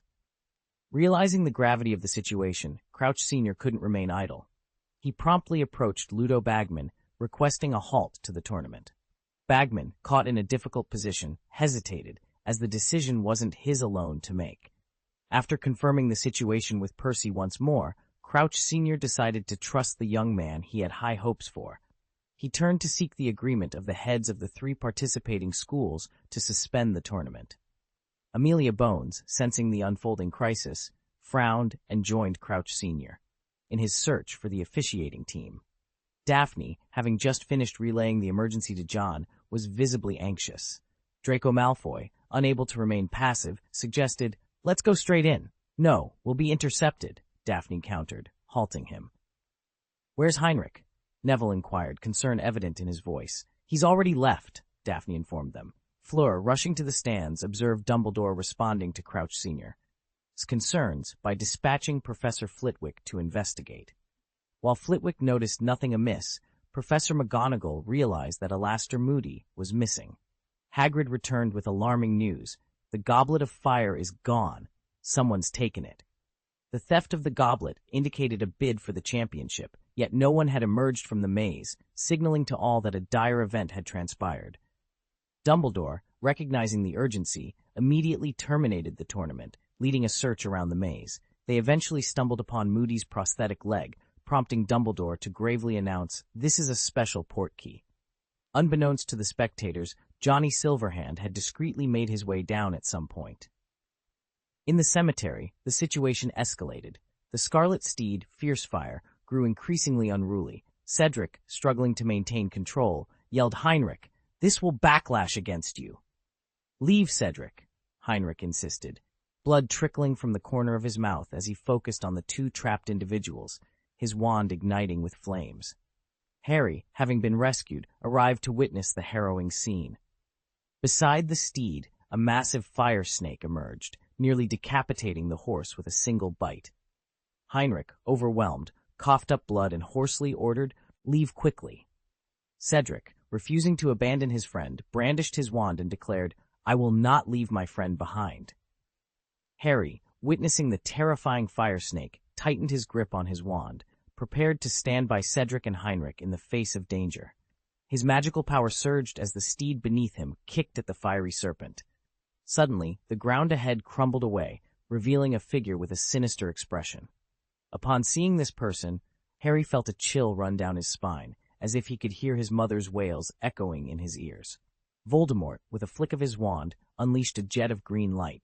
Blinded by rage, Harry didn't hesitate to counter. "Avada Kedavra!" Voldemort bellowed. "Expelliarmus!" Harry retorted. The green and red beams of light collided with a force Harry had never before encountered. The clash of spells created a tumultuous vortex of energy, which gradually began to push back towards Harry, threatening to overwhelm him. Observing Harry's struggle, Cedric acted decisively to aid him. "Expelliarmus!" Cedric shouted, aiming to disarm Voldemort. However, Voldemort, with a mere wave of his free hand, shattered Cedric's spell effortlessly. Cedric was sent hurtling through the air by the force of Voldemort's counterattack. It was a battle of titans. The Dark Lord versus the Savior, a duel that would be remembered through the ages. Chapter 249, Edgar and the Light. Voldemort's scarlet eyes bore into Harry with an intensity that felt almost tangible. "Harry Potter," he began, his voice carrying a weight that seemed to press down on the very air between them. "Do you see that house upon the hill? That's where my father lived." His movements were fluid, each step deliberate, mirroring the ominous glow of the green light emanating from his wand. "My mother was a witch from the village below, who fell deeply in love with him, but upon revealing her true nature, she was forsaken. My father despised magic. He abandoned her, returning to his non-magical parents before my birth," Voldemort continued, his tone taking on the quality of an elder imparting a tragic family history. "My mother perished giving birth to me, leaving me to be raised in a Muggle orphanage. Yet I vowed to find him and exact my revenge, the man who bestowed upon me the name Tom Riddle." As the green light at his wand's tip intensified, Harry found himself tuning out Voldemort's words. Yet the Dark Lord prattled on, oblivious or indifferent to Harry's disinterest. "Enough," Harry shouted, his patience worn thin. He paced, determined not to show any sign of retreat. "Cedric, struggling to rise, caught Voldemort's attention, drawing a look of impatience. "Like an irritating insect," Voldemort remarked. With a casual gesture of his hand, wandless yet potent, Cedric began to choke, his body levitating, writhing in invisible grasp. Voldemort's annoyance grew. "Why have my Death Eaters not arrived?" he mused aloud. Harry Potter, I recall, was as vulnerable as the feeblest creature, tormented by ceaseless vigilance, and yet I endured, moment by agonizing moment. His smile was chilling as he adopted a grave tone. "After 13 years in that forest, my loyal followers returned to me. 4 years prior, I had a chance at resurrection, but—" His expression darkened with fury as he spat out a name with utter loathing. "John Wick. A cunning man, he feigned allegiance to our cause, only to betray me at the critical moment. I was so close to obtaining the Philosopher's Stone, only to be thwarted and forced back into hiding. It was there, in the forest, that I encountered Nagini," Voldemort recounted, his voice taking on a distant quality before flaring up in anger once more. "John Wick, always him. He took Nagini, depriving me of the venom essential for my survival. My frail form nearly perished until Wormtail found me and brought me to Altdorf. Robbed of immortality, I resolved to regain my former strength. But my plans were again thwarted," he seethed, his red eyes blazing with an intensity that seemed almost otherworldly. "My loyal servant imprisoned, a traitor seeking to usurp my power. I await Wormtail's return with what is mine. Wormtail will lead him to me, and upon my recovery, I will exact my vengeance, starting with you, Harry Potter," Voldemort declared, a sinister grin spreading across his face. "Your mother's sacrifice, that ancient magic, has been the source of all my setbacks. But now, I am unfettered by that curse. I will end you." As the battle raged on, with fiendfire clashing against magical defenses, Harry doubted he could discern the victor. The green light was inches away, a harbinger of death. The absence of the Death Eaters only fueled Voldemort's impatience. His intent to kill Harry was clear, his thirst for revenge unquenchable. But in that moment of distraction, Cedric seized his chance. Expelliarmus! With the last of his strength, Cedric cast the spell. The red light struck Voldemort, momentarily diverting his murderous focus. Cedric collapsed, his spell too weak to disarm Voldemort, yet it was enough to interrupt. In that brief pause, amidst the clash of red and green, a golden light emerged. A beam of gold, like a thread connecting their fates, bridged the gap between their wands, heralding an unforeseen turn in their deadly duel. Harry trembled violently, struggling to maintain his grip on the wand with both hands. Suddenly, an unexpected force yanked them off the ground. The golden thread snapped, releasing thousands of light arcs that wove together into a dome-shaped golden net. Cedric, wanting to assist, found himself unable to penetrate the barrier.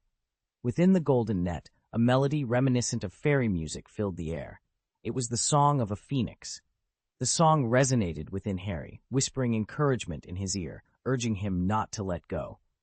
Amidst the clash of red and green light, a sphere of light emerged, oscillating between Harry and Voldemort as they struggled. Overcome by fury, Harry pushed the sphere into Voldemort's wand, eliciting a piercing scream.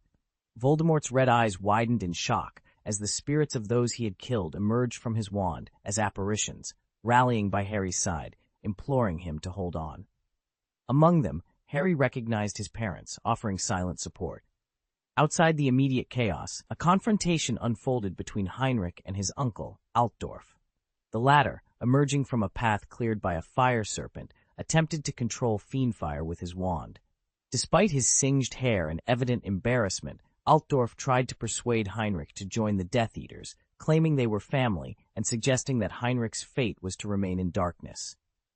Heinrich, however, stood firm, his conviction shining through his golden eyes. He declared it was Altdorf's fate, not his, to be engulfed in darkness. With each step forward, Heinrich demonstrated his fearlessness, eventually piercing the fire serpent with a decisive blow. As he advanced, a magic crystal on his glove exploded, yet he remained undeterred, denouncing Altdorf for abandoning his own light.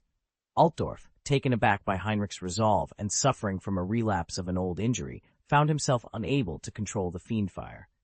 Heinrich, undaunted, declared his willingness to die if it meant protecting the light he had found, a reference to John Wick, whom he believed would illuminate not just Hogwarts, but the entire magical world with his light. As the battle intensified, another magic crystal exploded, leaving Heinrich with limited resources to control the increasingly wild fiendfire. Cedric, witnessing the scene, attempted to intervene, but the ferocity of the fiendfire barred him from getting close. Despite the dire situation, Heinrich welcomed the light with a smile, ready to sacrifice himself for a brighter future. This scene encapsulates the themes of sacrifice, loyalty, and the battle between light and darkness, with characters driven by their convictions and the belief in a cause greater than themselves. Altdorf laughed in disbelief, shaking his head with a bitter smile, yet he spoke with honesty. I never imagined I would meet my end at the hands of my nephew. For your king and for my master, let us embrace death together. Edgar, the stalwart deputy, stood firm in the raging inferno, unwavering in their ideals across 2 generations. As Voldemort's lieutenant, Altdorf's power was undeniable. Possessing level 6 magical prowess, he would not have been cornered by fiendfire had it not been for the earlier deception that lured John away. One misstep led to another, a cascade of errors. He believed he could mastermind the entire situation, yet he failed to account for the unpredictability of human nature. The mighty steed trampled over Altdorf, and as his body was consumed by flames, he accepted his fate with serenity. The fiendfire, no longer heeding Heinrich's commands, left him drained of strength. Blood spilled from his mouth in torrents, his already pale complexion turning ghostly. The silver hand transformed back into a ring, which he carefully removed and held in his right hand. Setting aside his wand, he also took off his star emblem, holding it close as if to cherish it in his final moments. He yearned for a peaceful departure from this world. However, as death loomed near, an image flashed through his mind, an image both irritating and yet undeniably captivating. It was the brilliance of gold that never failed to dazzle. Heinrich, after graduation, I can come to you, the blond boy had said with a bright smile. Your eyes are as beautiful as the sun setting over the sea. We can explore all the places bathed in light, no matter where they are. I'll take you there. Heinrich had been so annoyed that day, standing by the sea, listening to those words. Was the gold in Edgar's hair akin to the golden rays of the sun? As the flames licked his robes, the searing pain spread across his skin. Yet, in his delirium, he seemed to hear that voice again. Heinrich! He looked up through the smoke and flames, his golden eyes searching. The figure of the man who had spoken those words rushed towards him recklessly. The fiendfire roared, drowning out all sound. Though he could not hear, a smile found its way onto Heinrich's face. I can't wait until graduation, he whispered to himself, just as the fiendfire engulfed him. Chapter 250, Seeking Help and Rejection. Fiendfire raged, thick smoke billowed, and death loomed in the air. The demise of a life was marked by screams and despair. Amidst this chaos, Harry was locked in a confrontation with Voldemort, unable to hear anything else. His parents' voices echoed in his mind, urging him not to give up on this struggle.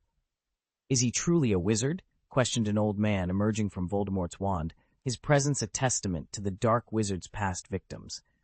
This fiend is killing me. Fight him, boy, he implored.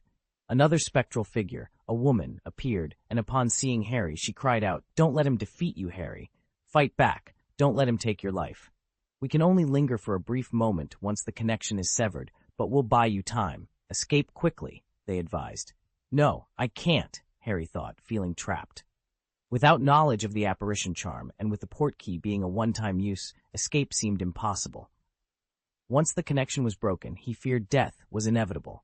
But then, hope was rekindled by his mother's voice. Dumbledore is coming, Harry. This assurance filled Harry with newfound strength, and with a firm flick of his wand, he broke the connection. The spectral images didn't vanish, but instead charged towards Voldemort. In that moment, Harry found himself enveloped in a comforting embrace. It was Dumbledore. He had indeed arrived. Fear momentarily crossed Voldemort's face, his Death Eaters hesitating, unsure of why they hadn't intervened. Adolf Edgar had fallen, and even in the face of such adversity, he couldn't have triumphed. As Voldemort's wand emitted a sinister green glow, aiming the killing curse at Dumbledore, a burst of ethereal music filled the air. The green light was devoured by a phoenix, which then burst into flames and reduced to ashes, from which a fledgling phoenix arose. Sensing another threat, Voldemort's composure faltered. The menacing aura he once held dissipated with Dumbledore's arrival and the Phoenix's intervention. Out of the corner of his eye, Voldemort spotted another figure descending from the sky, radiating intense killing intent. Reducto! A white light shot towards Voldemort, its immense power turning a tombstone to dust. Voldemort. John had arrived, his fury palpable. His spells flew relentlessly, his magical power seeming limitless. With a gesture, the sword of Silver Wick materialized, flames enveloping its blade. Unfurling wings behind him, John launched himself towards Voldemort, the fiery blade leaving a scorched trail in the earth and cleaving a tombstone in two. Voldemort cast a deep glance at John, and seizing the moment, apparated away without a trace. John, undeterred, turned his attention to the fiendfire. Another figure, also masked in silver, struggled against the inferno, his voice hoarse from shouting, "Finite!" Yet the flames remained unquenched, defying his attempts to extinguish them as he had done before. As John approached, he witnessed someone trapped within the flames. His eyes blazed red, and his magic surged. Dumbledore, about to intervene, paused as he witnessed a terrifying magical force erupt from John. The fiendfire, as if grasped by an unseen hand, was forcibly parted, creating a path through the inferno. "Magic gone awry," Dumbledore murmured, witnessing the scene. Another man dashed into the flames, retrieving a charred body.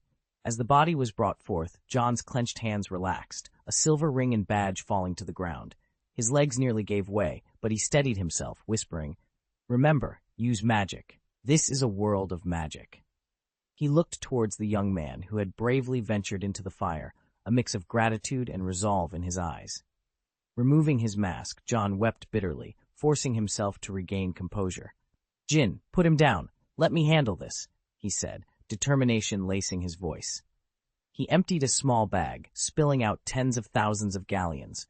Employing the curse of coins, he watched as the galleons visibly diminished until none remained. Despite his efforts, there was no change in the body before him. Frustrated, John considered using his time magic. A golden magic circle materialized on his left hand, and he began to turn back time.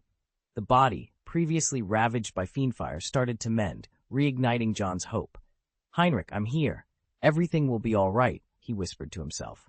As he worked, dark, smoke-like tendrils emitted from his body, swirling and shifting. The golden sand in his left hand rapidly vanished, but John paid it no mind until the charred remains were restored to a mummified state. With the sand depleted, he exclaimed, "No, let me continue the repairs." Then a realization struck him. "I still have soul magic." Speaking to himself, John extended his right hand, and black threads wrapped around the mummy. Yet there was no spark of life, no healing to be had. Cedric, witnessing the scene, fell to his knees, overcome with grief. Kim Lettisley, having removed his mask, seemed unable to accept the outcome. John's mind raced as he suddenly turned to look in Harry's direction, sending a chill down Harry's spine. Quickly approaching, Harry suggested to Dumbledore, "Professor Dumbledore, the Time Turner. We can use the Time Turner." Forgetting his usual facade, he looked at Dumbledore with hope, pleading, "I know you have it. Please, give me the Time Turner, and let me revive him." Dumbledore remained silent for a moment, understanding the gravity of meddling with time and the impossibility of altering a predetermined outcome. "Sorry, I can't give it to you," he finally responded. John's hope faded, and a dark aura enveloped him as he demanded, "Professor Dumbledore, the Time Turner should be mine, shouldn't it?" His voice was chillingly cold, a stark contrast to his earlier demeanor. Dumbledore, recognizing the danger in John's state, replied firmly, "Time is a taboo, child." "Taboo?" John laughed bitterly, his head snapping up, eyes burning with a mix of hatred and anger. "Dumbledore, your hypocrisy knows no bounds. You had the chance to save him, but chose Harry instead. It's always about Harry." John's sanity seemed to slip away as dark magic enveloped the room, threatening to drag everyone into despair. "You were here first, and yet you didn't choose Heinrich. Is it because of his family, or because he's not from Hogwarts, or because he's not Harry Potter?" John accused, his voice dripping with resentment. John was no stranger to Dumbledore's favoritism, but he hadn't expected it to cost Heinrich his life. "Give me what I need, Dumbledore," he demanded, his voice steady but filled with a deep understanding of the situation. He knew about the existence of two time-turners, one hidden in Dumbledore's drawer, and he was aware of Dumbledore's partiality towards Harry and his own fears regarding John. But John was also a Hogwarts student, deserving of fairness. Even if it meant challenging the future for Heinrich's sake, he was prepared to fight for what was right. Brandishing his wand at Dumbledore, John took a deep breath and repeated his demand, his expression devoid of emotion, but his resolve unwavering. "Give it to me. With the time-turner, everything can still be corrected," John insisted, his voice laced with a desperate urgency. "I'm sorry," Dumbledore responded, his tone heavy with regret as he gently set Harry aside to address John directly. "I cannot allow it." Harry's heart raced, fear and anticipation tangling within him as he watched the exchange. Standing before Dumbledore, the greatest wizard of the century, John seemed on the verge of collapse. "Playing with time is not without its consequences," Dumbledore continued, his expression complex, a mix of sternness and sorrow. "Death is irreversible. The time-turner cannot achieve what you seek." John, realizing his intentions might have been revealed, responded with a cold smile before turning to leave. "Who's truly playing with taboos?" he muttered under his breath, his disdain for the perceived hypocrisy clear. "And who hides behind a facade of fairness?" "You have exhausted my patience and goodwill, Dumbledore," John declared, pausing momentarily as his voice turned icy. "You may think yourself above others, but remember, even the mightiest can fall into peril." As he spoke, the sound of explosions echoed in the distance, signaling the arrival of the security team. Tang Mi, accompanied by Peter Pettigrew, appeared and silently took his place behind John, a silent testament to the unfolding drama. The scene was charged with tension, each character grappling with their own dilemmas and convictions. Dumbledore, bound by his principles, refused to yield to John's demands, while John, driven by a mix of vengeance and desperation, challenged the boundaries of magic and morality. Amidst the chaos, Harry and the others could only watch, their fates intertwined with the decisions of those around them. Chapter 251, Death and Wailing Death. Silence. A fierce flame was burning, its light casting long shadows around. John stood in silence, facing the mummy, the quiet so profound it echoed with a piercing strength. His hands trembled. Cedric's face, once handsome, was now marred by tears and snot. "I didn't save him. It was all my fault," he lamented, overwhelmed by guilt. Heinrich had come here because of him, and it was also because of him that Heinrich chose to die alongside Altdorf. "If I hadn't participated in the Tri-Wizard tournament, perhaps none of this would have happened." "It's not your fault, Cedric," John said, closing his eyes in an attempt to find some semblance of calm. His words were concise, yet heavy with emotion. "Let's go back." Yes, back to the Stars Club, their sanctuary. John struggled to maintain his composure. His friend, his deputy, Heinrich Edgar, had perished in the flames, a fire that was ironically meant to protect him. At the heart of it, John couldn't help but despise himself for not arriving sooner. If only he had, perhaps this tragedy could have been averted. He searched his pocket for the gold locket he had nearly sacrificed his life to obtain, now finding no joy in its possession. If acquiring a Horcrux meant such sacrifice, he wished he had never ventured into these murky waters. 4 years at Hogwarts had made him arrogant. With his status as the Silver Hand and access to numerous resources, he had grown complacent, believing he could stand against Voldemort. But reality had delivered a harsh blow.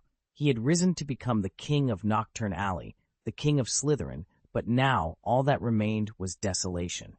"There is no free gold," he mused, recalling the fundamentals of alchemy. To gain something meant losing something else. He thought he had lost enough, but nothing compared to the pain he felt now. King, without a word, picked up the body and nodded slightly to John. The only ones who had come from Hogwarts were Dumbledore and King Lattisley. Moody's wooden leg, found in the maze, served as a special one-time use portkey for unilateral teleportation. Yet Heinrich had devised another method, utilizing the vanishing cabinet. Heinrich had left a message on the wooden leg and used the cabinet to arrive first. Jin, recognizing Heinrich's handwriting, had also used the cabinet to reach Moody's office, arriving just before Dumbledore. He watched helplessly as Heinrich was consumed by fiendfire, unable to extinguish it. Dumbledore had used a phoenix to teleport, following the special portkey's one-way location. John arrived shortly after, his heart heavy. Picking up a badge and a ring, John's fingers trembled as he slid the ring onto his hand. Tangmi remained silent, understanding that no words were needed. The security team also kept their silence. The aura emanating from John was suffocating. This was his first natural magic outburst, not induced by consuming magical blood. The freedom to act as he wished brought him no joy. He couldn't save a life already lost. Just as John was about to lead his group away, they were halted. Peter Pettigrew? Amidst a series of explosions, Harry spotted Peter Pettigrew, the traitor who had betrayed his parents and wronged his godfather. Filled with hatred, Harry remembered the uproar Sirius had caused after Pettigrew's escape from prison was reported. Harry didn't recognize the others, but they had captured Peter Pettigrew. He hurriedly informed Dumbledore, eager to confront Pettigrew. Dumbledore, having also seen Pettigrew, restrained Harry. "Your Excellency, Johnny Silverhand, may I entrust this man to you for justice?" Having witnessed Voldemort firsthand, Dumbledore understood the need for decisive action. There was no testimony more compelling to the public than that of Peter Pettigrew. Only by rallying the wizarding world could they hope to defeat Voldemort. Now, even with the Elder Wand, Dumbledore knew the battle ahead would be challenging. The wand cannot defeat Voldemort. Time, the most powerful magic, is something not even the greatest wizard can resist. Dumbledore expressed his hope that John would keep Peter Pettigrew in check, fearing John might act rashly in his anger. John paused, turning to face Dumbledore with a cold gaze. Once, John had held respect for the old man, but now that respect had vanished. "Dumbledore," John said icily, "we will settle our accounts later." He refused to show Dumbledore any deference, dismissing the so-called righteousness the headmaster represented. Tangmi, witnessing this exchange, couldn't hide her shock. Knowing John's identity, she understood the gravity of a student confronting his headmaster in such a manner. "I don't need your help anymore, and you shouldn't expect anything from me," John declared. With that, he apparated away, followed shortly by the others. Left behind were Harry, Dumbledore, and the man who had lost his magical power trying to control Fiendfire. Even if defeating Dumbledore wasn't possible, John was determined to cause him some distress. Harry was escorted back to Hogwarts by Dumbledore, alone and burdened with the day's horrific events. Upon their return, Dumbledore initiated a thorough search of the school. Barty Crouch Sr., along with the Aurors, discovered Moody disoriented in the Forbidden Forest, a victim of the confusion curse. Once Moody regained his senses, he realized the extent of his actions while under the curse's influence, acknowledging his erratic behavior and the chaos it caused in his classes. Sirius Black's arrival at the school brought an air of tension. His concern for his godson, Harry, was palpable. Cedric Diggory also returned, his demeanor numb, leaving his parents distraught. Attempting to reassure his friends, Cedric managed a weak smile but found himself at a loss for words when they pressed him for details about the events. In the school hospital, Barty Crouch Sr. offered his condolences to the two boys, but Cedric remained silent. It was Harry who eventually spoke, mentioning Johnny Silverhand, a name that would forever be etched in his memory alongside Altdorf and Voldemort. Cedric, puzzled by Dumbledore's decision to save Harry first, posed the question to him. Harry, taken aback, could only speculate that Dumbledore acted out of necessity, seeing him in greater peril. The conversation between Harry and Cedric ended there, both understanding the futility of dwelling on the past. Harry grappled with his feelings, mourning Heinrich's sacrifice and questioning his own beliefs about the houses of Hogwarts. For the first time, Harry confronted the complexity of his world, recognizing that bravery and goodness were not exclusive to any one house. Many people hold a certain perception of Slytherins, largely influenced by their notorious reputation. Ron had often mentioned that during Voldemort's era, the majority of Slytherins were aligned with the Death Eaters. Heinrich, though not a Slytherin by house, seemed to embody the very qualities often associated with members of that house. This observation led Harry to reconsider his views on Slytherin. Perhaps his understanding of the house and its members was not as black and white as he had previously thought. Chapter 252, John Wick and Dumbledore. In Dumbledore's office, the door mysteriously swung open, as if by magic. The air was filled with the scent of smoke from the silver instruments, and the sorting hat appeared to be in a deep slumber. Fawkes, reborn from his ashes, glanced upwards, yet saw no one. By the desk, a drawer slid open silently. Just as the time-turner was about to be seized, a familiar voice halted the action. "John!" The voice, undoubtedly belonging to Dumbledore, resonated with a weary tone. Dumbledore, having returned from the school infirmary, fixed his gaze on the spot, his eyes, behind the half-moon glasses, betraying his fatigue. "John, this is not the way," he sighed deeply. "Death is irreversible. Even with a time-turner, you cannot alter what has been." The movement near the desk ceased, and then, as if by magic, a figure materialized from thin air. John Wick stood there, unmasked, meeting Dumbledore's gaze with a quiet intensity. "Did you know I would come?" John asked. "Yes," Dumbledore replied, stepping closer with a look of complex emotions. "Pursuing this path will only lead you astray." John remained silent for a moment, his wand clenched tightly in his sleeve. "Put it down, John," Dumbledore urged gently. "Every spell comes with a price." He hoped John would find his way back to the light, to maintain the purity of his soul by steering clear of forbidden magics. But John's response took a different turn. "I remember you once said I was the most Slytherin-like person you'd ever met," he remarked, his gaze piercing as he observed Dumbledore's aged features. Suddenly, a smile broke across his face. "Isn't that ironic? I once placed my trust in you, hoping to thrive under your guidance." John's laughter carried a bitter edge, and Dumbledore's response dwindled into silence. "But you never trusted me. Not once." John's voice rose with the last word, his eyes cold, as if he were looking at a stranger. "Mundungus, was that your doing?" John's tone was scornful. "When did you start suspecting that Johnny Silverhand was me?" "At the bar," Dumbledore admitted, his expression complex. "The Hog's Head is run by my brother." "I see," John said, realization dawning on him. He understood why Dumbledore had seemed suspicious since his 3rd year. The infamous Johnny Silverhand, seen in Hogsmeade, meeting in secret, it wasn't surprising that Dumbledore had pieced it together. "Dumbledore, Dumbledore," John's voice dripped with sarcasm. "Since you've never truly trusted me, spare me your hypocritical concern. I'm not interested in your plans for a savior or your manipulations. Don't expect me to obediently follow your commands like a dog," John declared, his tone unforgiving, revealing a side of him he had never dared to show before. Beneath his calm exterior, a storm was brewing. Dumbledore attempted to explain. "John, I never intended."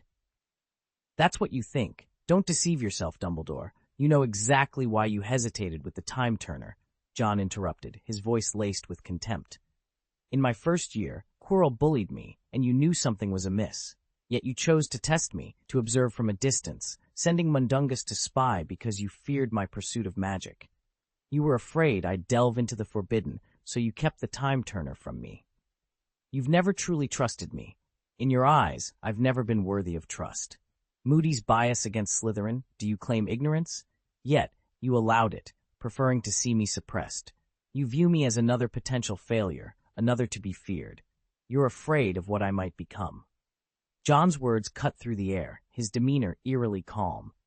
"Not everything is within your control, Dumbledore," he continued, his voice steady. "Like Voldemort, like me. You cling to your notions of justice, yet your inaction speaks volumes. You can continue playing the savior on your own. I no longer wish to be a part of it." Exhausted, John moved past the desk, his gaze lingering on the old man who seemed to be losing his composure. John spoke with a calm resolve. "I will not become the Dark Lord, nor will I fulfill your expectations." His words seemed to jolt Dumbledore from his thoughts. Glancing down, Dumbledore realized he had been gripping his wand without conscious thought. More unsettling to him were the dark thoughts he harbored towards his students. Releasing his wand, Dumbledore sighed. "John, I'm sorry for what happened to you and your friend." "You don't need to apologize," John replied softly. "You've merely shown me that in this world, strength dictates the rules." With those words, he left the headmaster's office. Whether Dumbledore had orchestrated the events or not was irrelevant now. John had lost a friend, a loyal one at that. As he passed the sword of Gryffindor, it trembled slightly, as if resisting an urge. John spared the sword a glance, his eyes no longer filled with envy, but a chilling indifference. Exiting the headmaster's office without the time-turner he had sought, John was certain of one thing. The conversation they had would remain a secret. Dumbledore, for all his wisdom, was burdened with excessive compassion, a trait that extended even to Tom Riddle in his youth. John knew that by Dumbledore's age, Voldemort had already delved deep into dark magic, a fact Dumbledore was well aware of. Yet, his misplaced compassion led him to believe in the potential for improvement among Hogwarts students, inadvertently allowing Voldemort to recruit and spread his ideology within the school.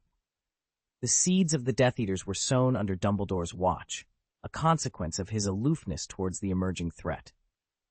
But for John, those concerns were now behind him. Midnight at Hogwarts was unusually lively. Barty Crouch Sr. and Amelia Bones hadn't left. They, along with others, were gathered around the school hospital, anxious for news that would shape the future of the Ministry of Magic and the wizarding world at large. With a heavy heart, John entered the Club of Stars. Pausing at the door, he closed his eyes, envisioning the anxious faces of the club members inside, all awaiting news they dreaded to hear but needed to confirm from John himself. Opening his eyes, John pushed the door open. As he entered, the focused gaze of 5 pairs of eyes met him: Daphne Greengrass, Fleur Delacour, Draco Malfoy, Neville Longbottom, and Percy Weasley. They waited in silence for him to speak. John approached his usual seat but remained standing. He placed a badge, scorched and tarnished, on the table. The significance of the badge was immediately clear to everyone present. A stifled whimper broke the silence. It was Malfoy, struggling to remain composed as tears streamed down his face. Neville, too, was visibly upset, while Daphne and Fleur had tears in their eyes. Percy, the eldest, managed to maintain a semblance of composure. "John, we need to know everything," Percy said, his voice strained with grief. John nodded, beginning his account of the events, from the discovery of the Horcrux in the cave to the thrilling escape, and finally, the tragic confrontation where Peter Pettigrew was captured, leading to Voldemort's resurrection and Heinrich's heroic sacrifice to protect Cedric. The details of their ordeal left the room in heavy silence, the name of the Dark Lord weighing oppressively on them. After a moment of silence, Malfoy slammed his fist on the table, breaking the quiet. "We want revenge," he declared, his voice raw with emotion. Neville nodded in agreement, while Daphne and Fleur remained stoic. Percy, attempting to bring reason to the conversation, began, "We need to calm down. That person is—" "Heinrich is dead," Malfoy interrupted, his voice breaking. "He died because of that man." After a moment of struggle, Malfoy's resolve hardened, and he declared, "Death by Voldemort's hands." It was a significant moment, perhaps even for Malfoy, who might have once viewed Voldemort in a different light. Under the influence of what he had seen and heard, John's perception of Voldemort had crystallized into one clear age, the enemy. The notion that a group of students at school harbored ambitions of avenging the Dark Lord struck him as absurd. Yet, with a calm demeanor, John addressed them. "We will seek our revenge when you have grown stronger." His gaze swept over the assembled crowd as he continued. "So, let us dedicate ourselves to becoming formidable. Only when we possess the strength to confront our adversaries can we consider retribution." This declaration instilled a new conviction within everyone present. A metaphorical seed of vengeance took root in their hearts, compelling them to relentlessly pursue greater power. Percy observed John closely. Aware of John's true identity, he was curious to discern any underlying motives. Despite John's outward tranquility, Percy sensed that his presence foretold a brewing storm in the wizarding world, a storm that could shake its very foundations. Chapter 253, Reaction and Funeral. The school clinic was crowded, not just with the 2 Ministry of Magic officials, but also with the Weasleys, Hermione, Sirius, several professors, and the Diggory couple. Their presence was driven by concern for their children and gratitude for their safety. However, Miss Pomfrey was slightly displeased, as the influx of visitors disturbed the patient's rest. Dumbledore arrived, ready to provide the answers that everyone was anxiously waiting for. "Voldemort has returned to his body," he announced, casting a heavy silence over the room. Old Barty and Amelia gasped in shock. "Voldemort is back," Dumbledore reiterated. "A student has died. We must take immediate action to prevent further tragedy. The first and most crucial step is to remove Azkaban from the control of the Dementors, he continued. Amelia frowned, questioning, "Do you believe the Dementors would betray the Ministry of Magic?" It was clear to everyone present that Dumbledore was not making these statements lightly. Unlike Fudge, whose judgment was clouded by power, they understood the gravity of the situation. Dementors are Voldemort's allies. Entrusting them with the custody of his enemies is akin to leading lambs to the slaughter, Dumbledore explained. Old Barty interjected, "The decision to remove the Dementors must come from the Minister of Magic himself." His statement hinted at the complexities of political power within the ministry. Dumbledore, sensing the tension, swiftly changed the subject. "Another immediate action we must take is to reach out to the Giants," he said, catching everyone off guard. "Giants?" Old Barty responded with displeasure, recalling their exile. "We must extend a hand of friendship before Voldemort does," Dumbledore urged. His suggestion highlighted the strategic importance of gaining the Giants' allegiance, a move that could shift the balance of power. The mention of Voldemort's potential influence over the Giants unsettled the room. The historical animosity between wizards and giants, fueled by fear and prejudice, made the prospect of alliance uncomfortable. Yet, Dumbledore's advice was clear. Proactive measures were necessary to counter Voldemort's growing threat. "I hope you will heed my advice," Dumbledore said, appealing to their sense of duty. "The efforts we make now will be remembered by the Ministry of Magic and the wizarding world." He then warned of Voldemort's plans to rally the Death Eaters, including notorious figures like Adolf Edgar. The mention of Edgar, a feared name from Voldemort's era, served as a grim reminder of the dangers they faced. Amelia's brief moment of relief at Edgar's demise was quickly overshadowed by the realization that Voldemort's followers, including the infamous Lestrange, still posed a significant threat. The room fell into a contemplative silence as the gravity of Dumbledore's words sank in. The challenges ahead were daunting, but the resolve to fight back was palpable. The fight against Voldemort would require unity, courage, and decisive action. Visiting family members and professors, the atmosphere was thick with tension and disbelief. Voldemort's resurgence felt surreal, as if his previous downfall had been only yesterday. Snape provided undeniable evidence of this grim reality.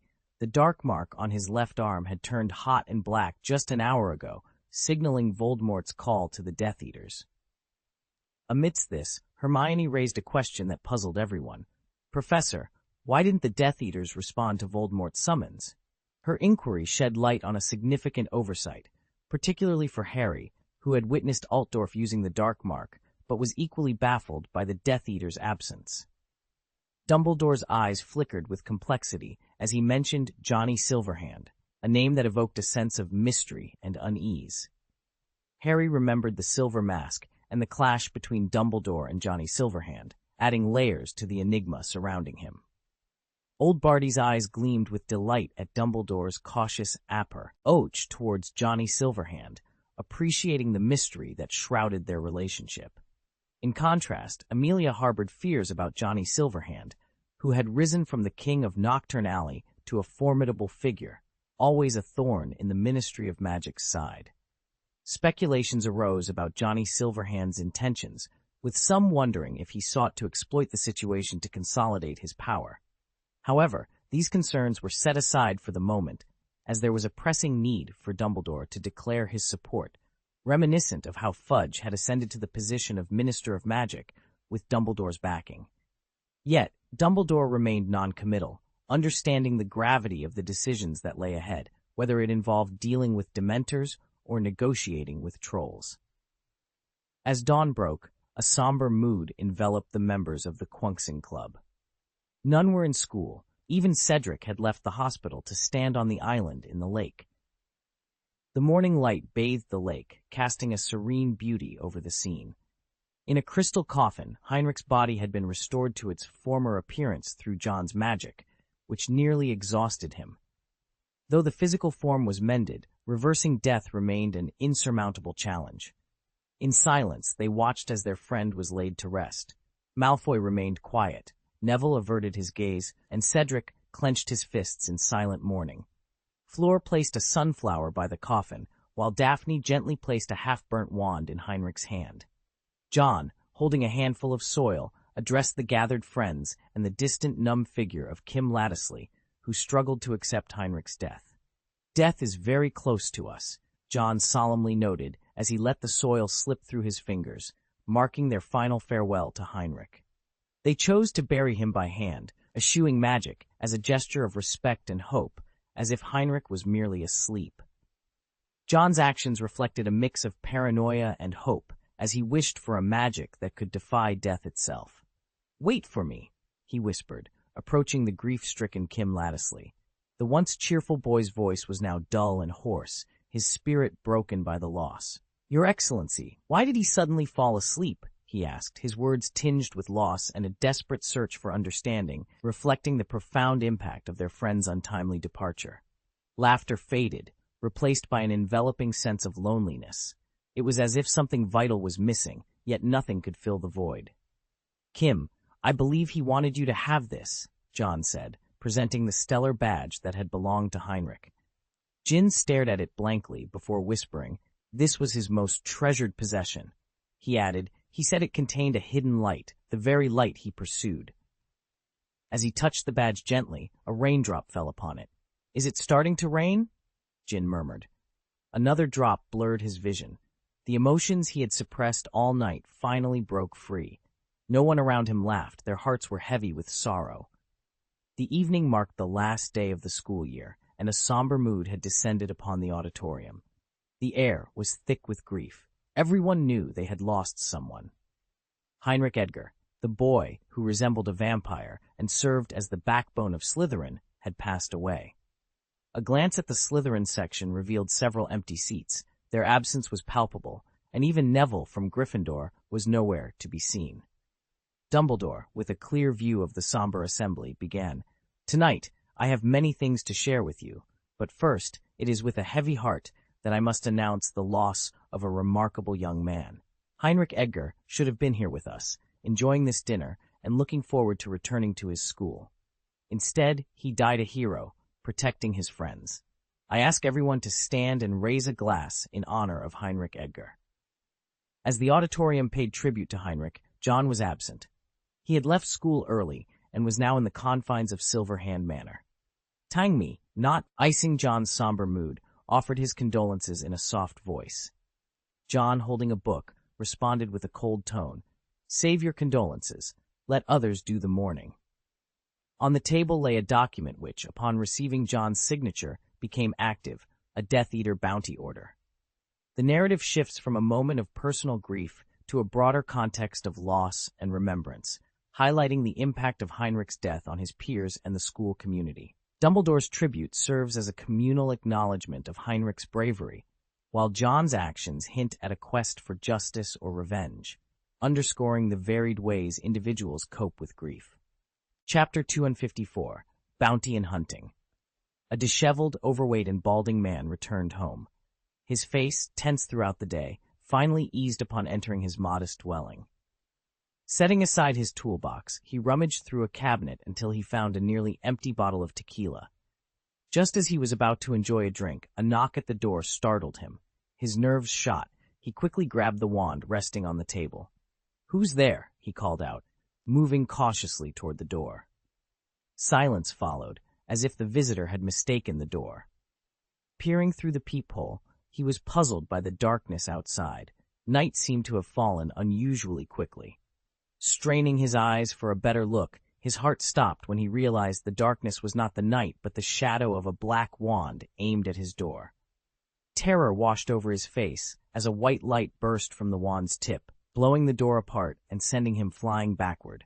His wand skittered toward the now shattered doorway. A figure stepped through the wreckage, crushing the wand under a hard-soled leather boot.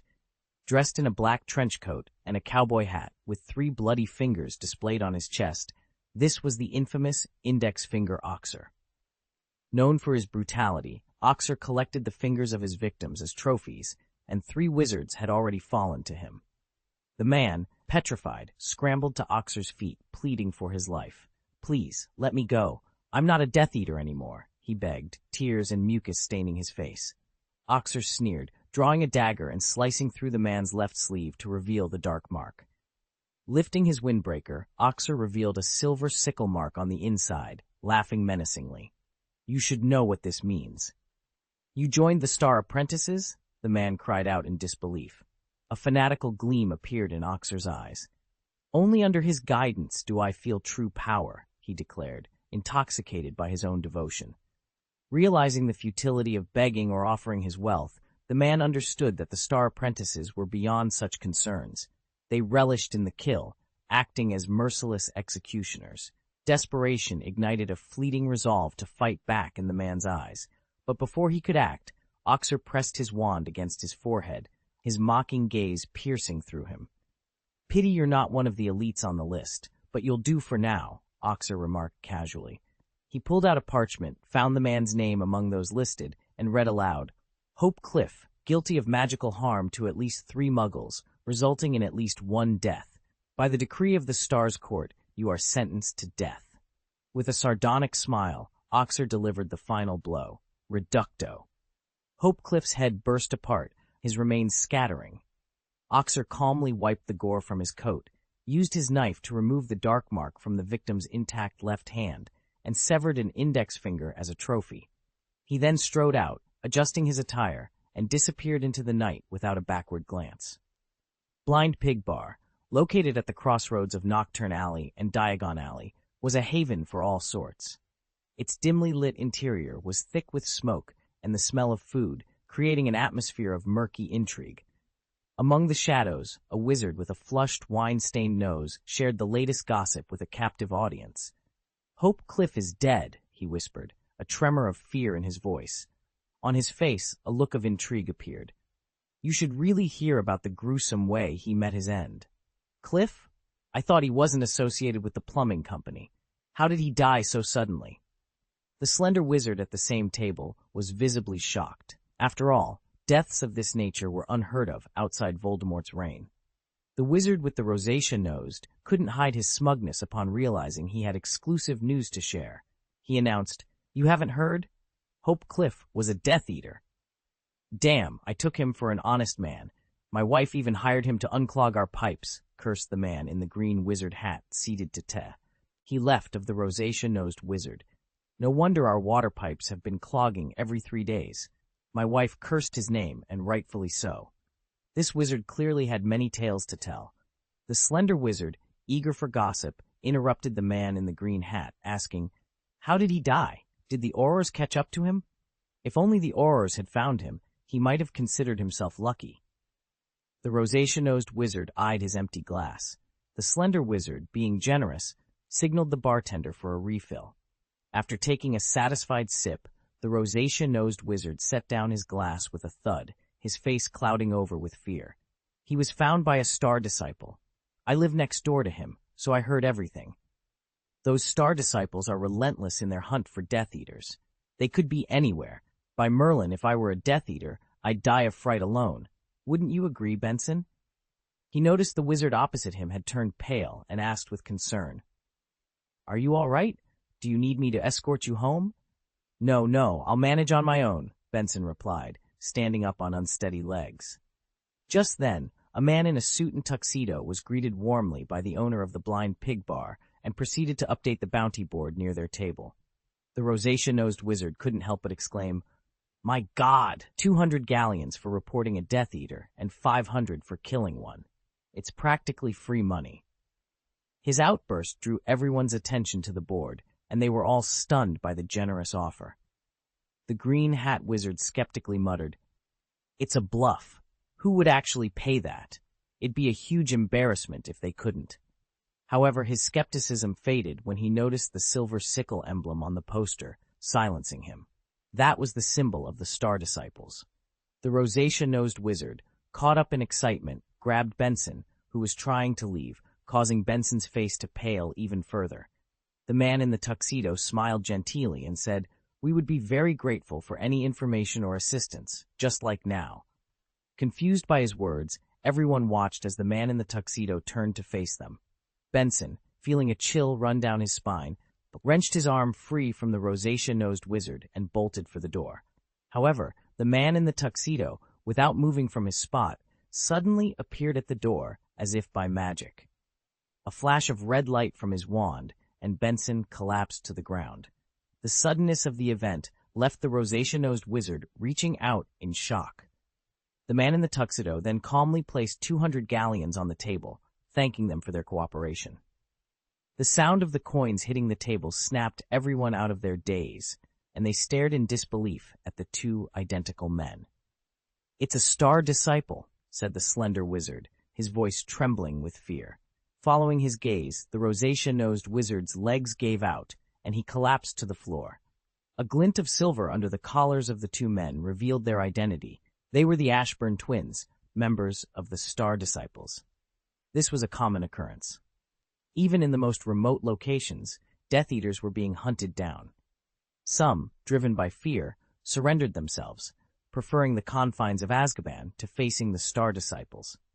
Approached by these enigmatic figures, the wizarding world was on edge.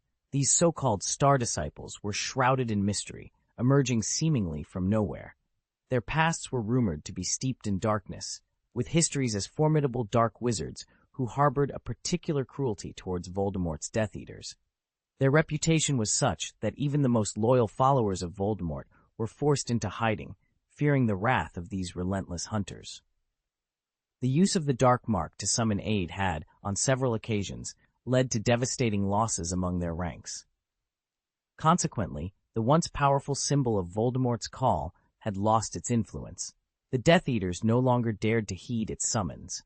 Voldemort's frustration grew as his calls went unanswered.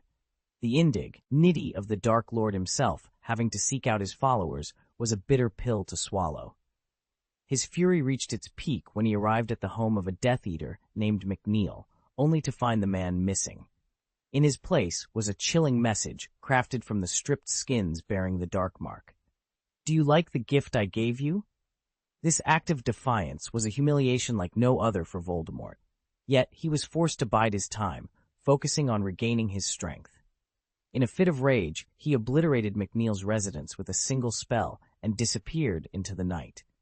Meanwhile, the Star Disciples continued their relentless pursuit of the Death Eaters, leaving a trail of fear in their wake.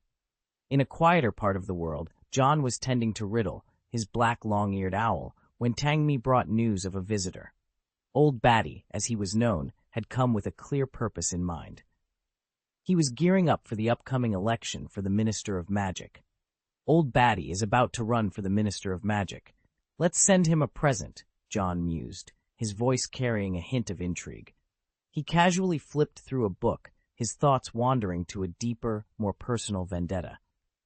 "I said, I will settle accounts," he whispered to himself, his mind on a certain Albus Dumbledore. The air was thick with the promise of retribution and the shifting tides of power.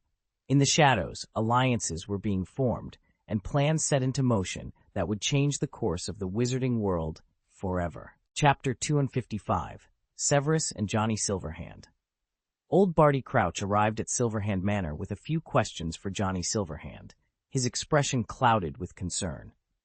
The Department of Magical Law Enforcement, led by Amelia Bones, was a powerhouse within the Ministry of Magic, essentially commanding its entire armed forces. Historically, the majority of those who had ascended to the position of Minister of Magic had their roots in this department. It was a position of immense influence, second only to the minister himself and towering above all others within the ministry. Despite the upheavals during the Triwizard Tournament, Barty's handling of the situation had bolstered his reputation in the wizarding world. His decisive actions and adept management of the aftermath had preserved his popularity. He recognized, however, that to navigate the deadlock with Amelia, he needed an ally from outside the ministry. His options were limited to two of the most powerful wizards of their time, Albus Dumbledore and Johnny Silverhand. With Dumbledore unwilling to involve himself, Barty saw an opportunity to gain the upper hand by seeking Silverhand's support. "Lord Johnny Silverhand," Barty greeted as he entered, observing the silver-masked figure gently caressing an owl's head behind a desk. "Old Barty, my friend," Johnny's hoarse voice greeted him, "your fairness and justice during the Triwizard Tournament have not gone unnoticed. What brings you here?" The sight of the black, long-eared owl, seemingly enchanted by Johnny's touch, eased Barty's anxiety somewhat. "Your Excellency Johnny Silverhand," Barty began, his tone measured, "I seek your assistance." Johnny, anticipating this, placed a book on the table. Although Barty was unsure of its contents, he sensed its significance to his campaign. As he reached for it, Johnny's hand, adorned with a ring, pressed against the book, halting him. "Old Barty, as a friend, I urge you to consider your path carefully," Johnny said, his voice low and serious. Confused, Barty asked, "Your Excellency, what do you mean?" Johnny's eyes, hidden beneath the silver mask, seemed to pierce into Barty's soul. "Albus Dumbledore," he said, the name hanging heavily in the air. Barty's eyes widened in shock, questioning whether he had misheard. "Consider, old Barty, the case of Cornelius Fudge," Johnny continued, "a mediocre man who, with Dumbledore's endorsement, rose to become Minister of Magic. His every decision is subject to Dumbledore's scrutiny." Barty mumbled, "Perhaps Dumbledore is concerned for the wizarding world." No, Johnny countered, rising and placing the book in Barty's hand. "If Dumbledore truly cared for the wizarding world, he wouldn't have supported Fudge. He doesn't desire the title of minister for himself, but he insists on controlling whoever holds it." Johnny's words, like a siren's call, prompted Barty to recall certain events. "Remember Lucius's complaint against Dumbledore?" Johnny prodded. Clutching the book tighter, Barty remembered how Lucius Malfoy's grievance had led to Dumbledore's temporary removal from the Wizengamot. Though Dumbledore had returned, thanks to Johnny Silverhand's intervention, the Malfoy family's influence had been significantly diminished. "Dumbledore prefers to bind others with his version of justice," Johnny remarked, patting Barty on the shoulder. "Consider his tenure as headmaster, the dangers he's brought into Hogwarts, his questionable decisions. Perhaps he's not suited for the role." "Yeah, he's terrible," Barty found himself agreeing before he could catch himself, surprised at his own thoughts. He paused, reflecting on his earlier consideration of Dumbledore for the minister's position. Dumbledore's influence was so pervasive that he even had a say in who should hold the ministry's highest office. Amelia saw no issue with the situation at hand. The idea that someone outside the Ministry of Magic could influence the appointment of the Minister of Magic seemed normal to her. She pondered, if one day she became the Minister of Magic, could Dumbledore's mere words cause her downfall? Barty Crouch Sr.'s expression soured as he too realized the immense influence Dumbledore wielded. "You're right," Barty Crouch Sr. admitted to John, his tone laced with embarrassment. "However, I'm powerless to force Dumbledore into retirement." John, his lips curling into a smirk beneath his silver mask, handed Barty a book with a meaningful glance. "You now have the means," he said. Barty opened the book skeptically, expecting something trivial that would barely make a dent in his and Amelia's plans. However, what he found inside left him astounded. The book contained images of imprisoned Death Eaters, turning them into bargaining chips. "Keep Voldemort's return under wraps for now," John instructed Barty. "Once you're minister, you can begin reforming the Ministry of Magic." Barty, having been informed of Voldemort's resurgence by Johnny Silverhand immediately after leaving school, did not question the veracity of the claim. "Voldemort is back. Dumbledore witnessed it himself," Barty acknowledged, his voice grave. Unlike Fudge, Barty believed the news without needing to see it for himself, confident that Dumbledore wouldn't jest about such a matter. "Your Excellency, with all due respect, attacking Dumbledore now might not be wise," Barty cautioned. He recognized John's animosity towards Dumbledore, but felt that in the face of such significant threats, personal vendettas should be set aside. John shook his head, a sneer forming. "Barty, consider the implications. If you follow Dumbledore's lead and announce Voldemort's return, imagine how much further Dumbledore's influence will extend." John elaborated. "People will remember Dumbledore as the hero who stood against two Dark Lords. If you don't align with him, you risk becoming a mere puppet, and the public won't stand for it." Barty's expression darkened at the thought of being reduced to a puppet. John's next words further stoked his fears of facing Voldemort directly. "Don't worry. Dumbledore, the self-proclaimed paragon of righteousness, will undoubtedly rally forces against Voldemort. We just need to find the right balance." The implication was clear. Let Dumbledore and Voldemort exhaust each other, allowing the Ministry of Magic the opportunity to strengthen itself. Barty's eyes sparkled with realization. This strategy could elevate the Ministry's status amidst the chaos. With John's support, known as Dumbledore's equal, Barty felt assured of his success. He agreed to the plan, envisioning his imminent appointment as Minister of Magic. John then orchestrated a media campaign to tarnish Dumbledore's reputation, highlighting questionable decisions like hiring controversial figures at Hogwarts. He enlisted Rita Skeeter for the task and secured Lockhart's cooperation for publicity. Behind the scenes, they systematically dismantled the Death Eaters, garnered support from key officials, and even secured clandestine assistance from the Auror office. Despite Amelia's competence, she was outmaneuvered. Barty's reputation soared, and within a week, John was already plotting the next moves, focusing on the future of Hogwarts and the appointment of a new Defense Against the Dark Arts professor. Hogwarts was crucial, as it shaped the next generation of wizards. The country regards Hogwarts as the alma mater of its most powerful figures. Its monopoly on education renders it irreplaceable, to the extent that even the Minister of Magic hesitates to challenge its authority. The role of headmaster is crucial, not merely as a successor to Dumbledore. Initially, one individual seemed perfectly suited for the position, but circumstances have since rendered him unsuitable. Additionally, there's the matter of dealing with Horcruxes. An innovative idea emerged to create a Horcrux tracker, leveraging the connection between Horcruxes to locate the remaining ones.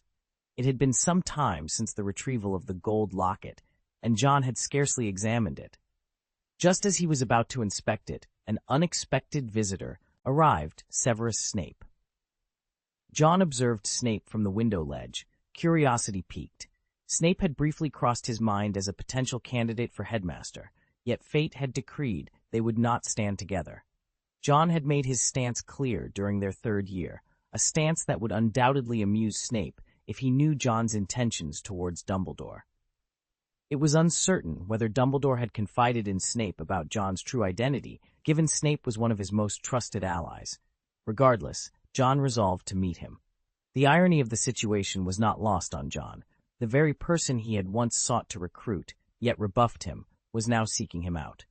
The reversal of roles was indeed remarkable. Chapter 256, He is Not Qualified and the Cold-Eyed Snape. Severus Snape was an adept at deception, a skill honed through his undercover work alongside Voldemort. His talents were manifold. Not only was his occlumency of at least level 6, rendering even Voldemort unable to penetrate his thoughts, but he was also among the most promising of Hogwarts's 4 house heads.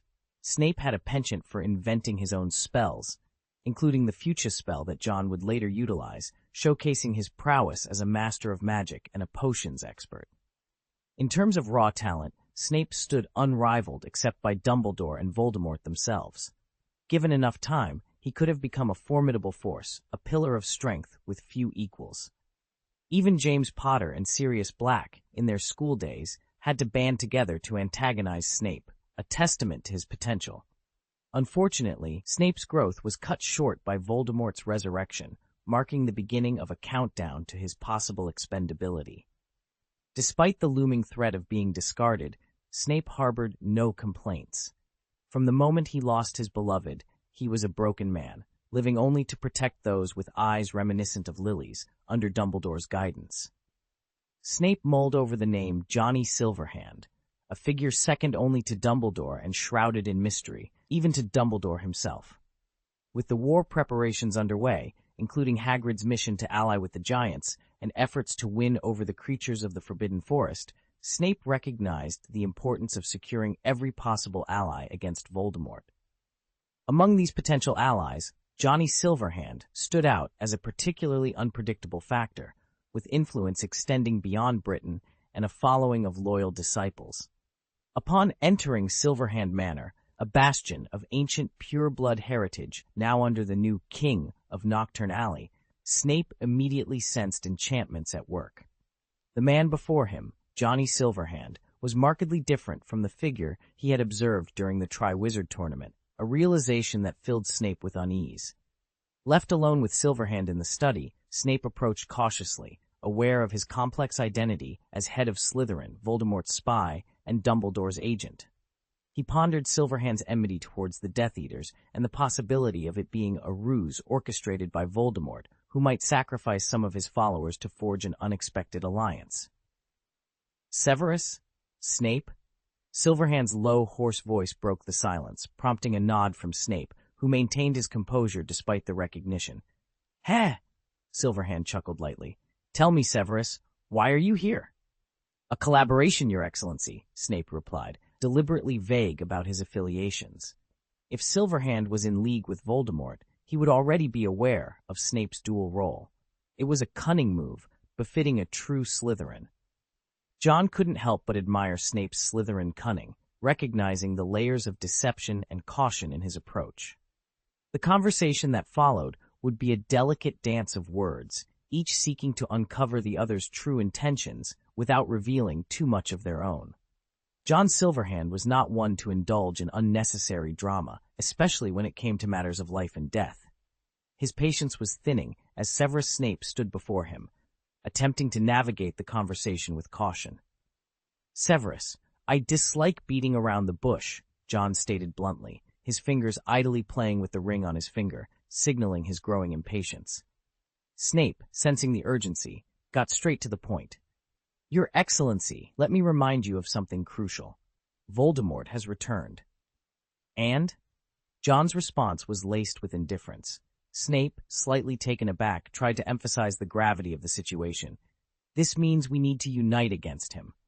John couldn't help but laugh at Snape's naivety.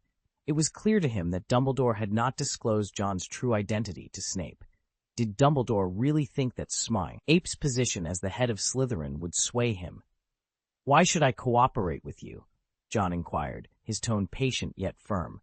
"What do I gain from helping you?" Snape, struggling to maintain his composure, reiterated the threat. "Voldemort's return will throw the wizarding world into chaos." John sighed, his indifference palpable. "Severus, you fail to understand. I never claimed to be a hero." Snape was at a loss for words. John's disdain for the conventional notions of good and evil was evident. "Why should I conform to your or anyone else's sense of justice?" John challenged, his gaze piercing. It was clear to Snape that John held no reverence for Dumbledore's ideals. Realizing the futility of his mission, Snape turned to leave, only to be stopped by John's voice. "Severus," John called out, his tone casual yet commanding. Snape turned to face him, only to hear John's seemingly offhand remark about his ambition to become the Defense Against the Dark Arts professor. Before Snape could respond, John wished him luck and dismissed the topic. As Snape left, puzzled by the interaction, Tang Mi entered the room, informing John of Pierce Thickness's arrival. Pierce, the head of the Auror office, greeted John with a respectful bow, a gesture that John appreciated for its sincerity and understanding of hierarchy. John and Pierce exchanged pleasantries, with Pierce informing John of the arranged visit to Azkaban. John, sensing Pierce's discomfort under Amelia Bones' leadership, offered him words of encouragement, hinting at a change in the power dynamics that would favor Pierce. Pierce, grateful for John's support, vowed to align himself closely with John, seeing it as a safeguard for his future. John, for his part, chose not to divulge the impending actions of Bartemius Crouch Sr., confident that Pierce would navigate the upcoming challenges wisely. With the visit to Azkaban looming, John had to temporarily set aside his quest for the gold locket. Snape's unsuccessful attempt to enlist John's help was a reminder of the complex alliances and motivations at play in the wizarding world. Upon hearing John's determined stance, Dumbledore fell into a contemplative silence. After a moment, he spoke decisively. "We need to seek assistance from others." With a sense of urgency, Dumbledore set into motion the plans to reassemble the Order of the Phoenix. It was crucial to rally the old members and perhaps even recruit new allies for the challenges that lay ahead. Chapter 257, Azkaban and the North Sea. The strong winds whipped the thick, dark clouds into a frenzy, and waves crashed against the shores of a small, isolated island. Its rock walls, smoothed by years of erosion, bore the weight of a fortress-like structure that seemed as ancient as time itself. This was Azkaban, the notorious prison overseen by the Ministry of Magic's Department of Magical Law Enforcement. It was home to the most malevolent wizards from across the nation, whose wickedness could only be contained by the chilling presence of the Dementors. These spectral beings, resembling tattered cloaks caught in the wind, hovered restlessly above the prison today. Ozzy, an Auror, sensed the unease in the air. What could possibly frighten a Dementor? She pondered aloud. She was stationed at the entrance with her team, awaiting further instructions from Pierce, their leader. The team members exchanged murmurs of confusion, having been on standby for over half an hour without a clear understanding of their mission. Despite their curiosity, the hierarchy prevented them from voicing their questions directly to Ozzy. Ozzy, known for her approachability despite her frustrations with her stagnant career, had grown accustomed to the occasional nudge from her subordinates. However, her patience was wearing thin today. Her close friend Lippy had been assigned a covert mission, and if not for Pierce's assurance of Lippy's safety, Ozzy might have feared the worst. As the storm clouds gathered ominously, a carriage appeared in the sky, descending towards them. One of the younger Aurors, inexperienced with the harsh realities of their world, expressed his astonishment at the sight of the flying carriage, unable to perceive the thestrals that pulled it. Ozzy, with a hint of envy in her voice, explained, "Those are thestrals. You can only see them if you've witnessed death." She secretly wished she could live a life untouched by such sorrow. The carriage landed smoothly on the platform, and Pierce hurried forward to greet its occupants, his actions bordering on obsequious in Ozzy's view. The team craned their necks in anticipation, wondering if the visitor might be Pierce's superior, Amelia Burns. However, the figure that emerged shattered their expectations. The silver mask, impervious to the howling wind, was unmistakable. Johnny Silverhand had arrived, and his presence sparked a flurry of questions among the Aurors. Ozzy's attention was momentarily diverted from Johnny to Tang Mi, who accompanied him, but her curiosity quickly returned to the enigmatic Silverhand. "What brings him here?" she mused, puzzled by his visit to such a foreboding place. Johnny, addressing the assembled Aurors, inquired about the situation. Pierce, with utmost respect, explained the precautions taken to prevent any potential uprising by the prisoners. Johnny, somewhat amused, doubted that any inmate, drained by the Dementors, posed a real threat. His concern lay elsewhere, with the Dementors themselves proving to be the greater challenge. As Johnny's gaze swept over the Aurors, he paused on Ozzy, recognizing her from Tang Mi's descriptions. "Who is she?" he asked casually. Pierce, following Johnny's gaze, introduced Ozzy as an Auror. Johnny's offhand remark about her intelligence left an impression on Pierce, who considered the possibility of offering Ozzy a new opportunity within the department. It was a stark reminder of how fleeting and unpredictable career advancements could be, often hinging on the whims of those in power. "Don't stare too hard," Johnny joked, breaking the tension as they prepared to face the uncertainties that lay within Azkaban's walls. Observing Tang Mi's continued attention, John beckoned to him. Snapping out of his daze, Tang Mi's cheeks were unexpectedly flushed, a rare sight for someone who served as the captain of Johnny Silverhand's security team, the Silver Hand. Guided by Pierce, John made his way into Azkaban, a place far more dismal than he had anticipated. The prison's stark walls and the constant patrol of Dementors filled the air with an aura of despair. Echoes of deranged laughter and hopeless wails permeated the atmosphere, a stark reminder of the prison's effect on its inhabitants. Hagrid, who had once narrowly escaped being sent here, had been visibly shaken by the mere prospect. Even now, Pierce seemed uncomfortable, his distaste for the location evident on his face. As they passed, Dementors glided by, serving as grim sentinels, while the guards remained vigilant. John's expression remained unreadable, a stark contrast to the visible discomfort of others. They eventually reached the cell holding Rodolphus Lestrange, a man whose appearance was as wretched as his surroundings. Curled up in a corner, his eyes held a glint of madness, possibly exacerbated by a recent encounter with a Dementor. With the guards positioned outside, only John, Pierce, and Tang Mi entered the cell. After a brief glance from John, Pierce discreetly exited under the guise of coordinating their efforts.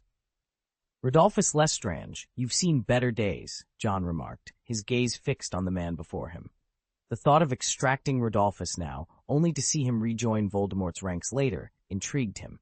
Despite this fleeting thought, John's expression remained stoic. "Who are you?" Rodolphus's voice was feeble, his prolonged isolation leaving him unaware of Johnny Silverhand's identity. With a smile, John raised his hand, and Rodolphus was suddenly pinned against the wall, suspended in midair. Utilizing object magic, John drew a thin knife across Rodolphus's arm, collecting the blood that flowed into a nearby bottle with ease. Rodolphus, gasping for air and on the brink of unconsciousness, was gently lowered to the ground.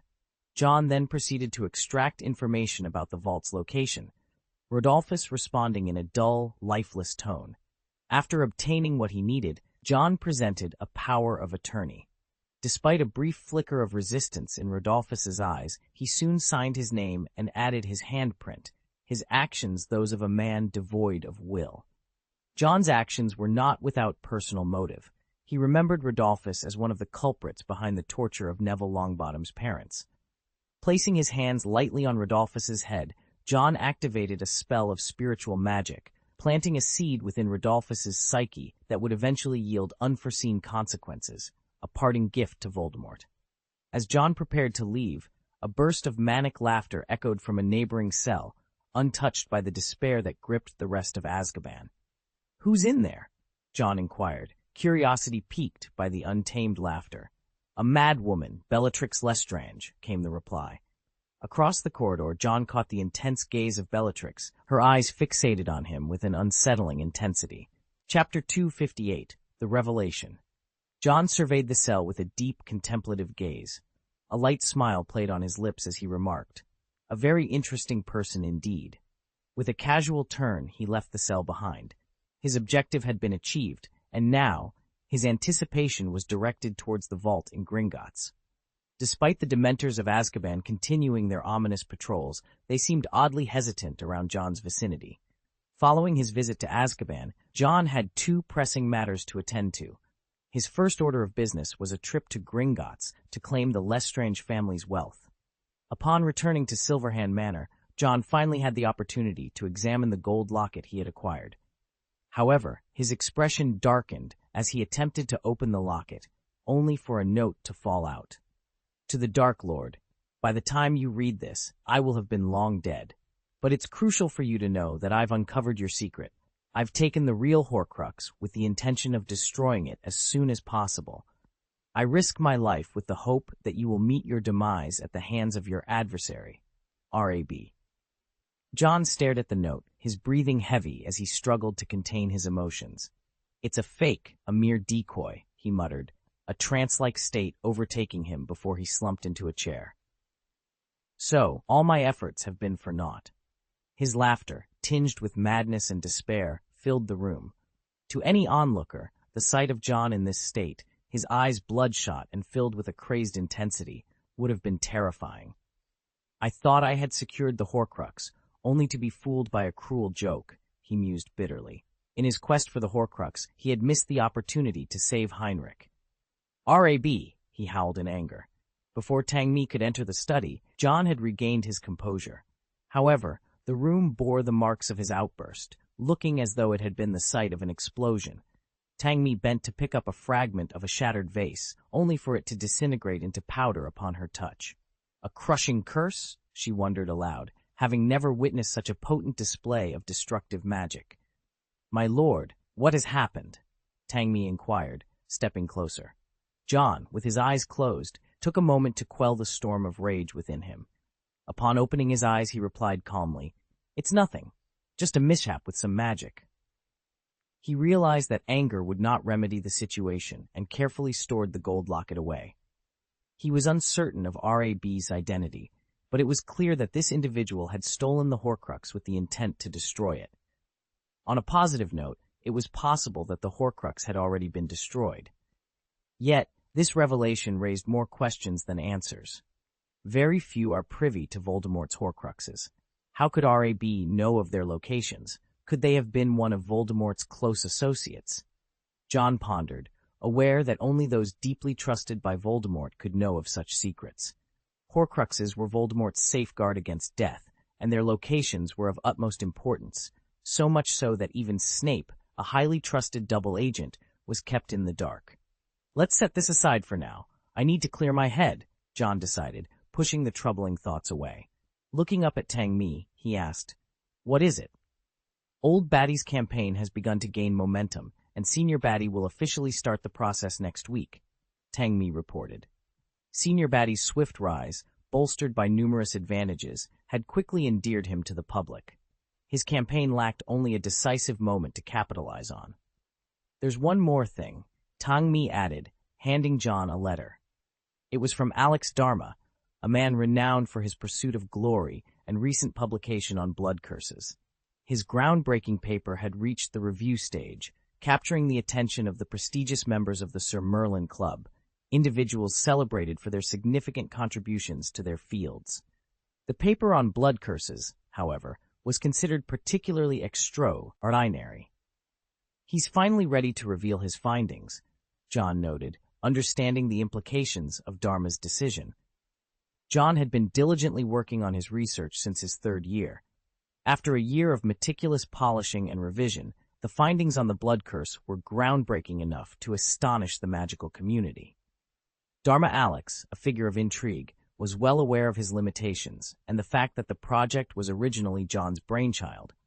In a gesture of respect, he ensured John's name was prominently featured in the author column of their publication. However, the paper didn't immediately reach the public eye. It required at least 6 months of demonstrations due to its potentially revolutionary implications. Despite its promising outlook, its effectiveness remained unproven. Success could mean earning at least a second-class Merlin medal. "He did an excellent job," John mused, reflecting on the timeline as he nonchalantly burned the letter. It had been 2 weeks since he last visited Hogwarts, and his prolonged absence had begun to worry his family. The thought of his parents managed to lift his spirits slightly amidst his otherwise somber mood. John decided to delegate the task of handling the Death Eater bounty mission to Tang Mi. Following the announcement of the bounty, several hidden Death Eaters were exposed. John's strategy wasn't to eliminate the Death Eaters in one fell swoop, but to weaken them gradually, facilitating the execution of his plan. While the Death Eaters were engulfed in a state of paranoia, Lucius Malfoy remained unaffected. Not only did he maintain his composure, but he also seized the opportunity to consolidate his power within the group. Among his followers, Lippy, known as Drogon, stood out for his ability to blend into any group and moderate stance among the Death Eaters. Another notable follower was Bieber, a former security team member with grand ambitions. Lucius remained passive to many developments, but Bieber proactively rallied the disenchanted Death Eaters, earning Lucius's praise. Bieber, unaware of the true allegiances of his superiors and subordinates, found himself in an unwittingly ironic position.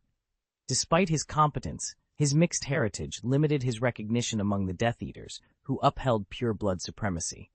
Nonetheless, Bieber consoled himself with the belief that his efforts would eventually catch Lord Voldemort's attention.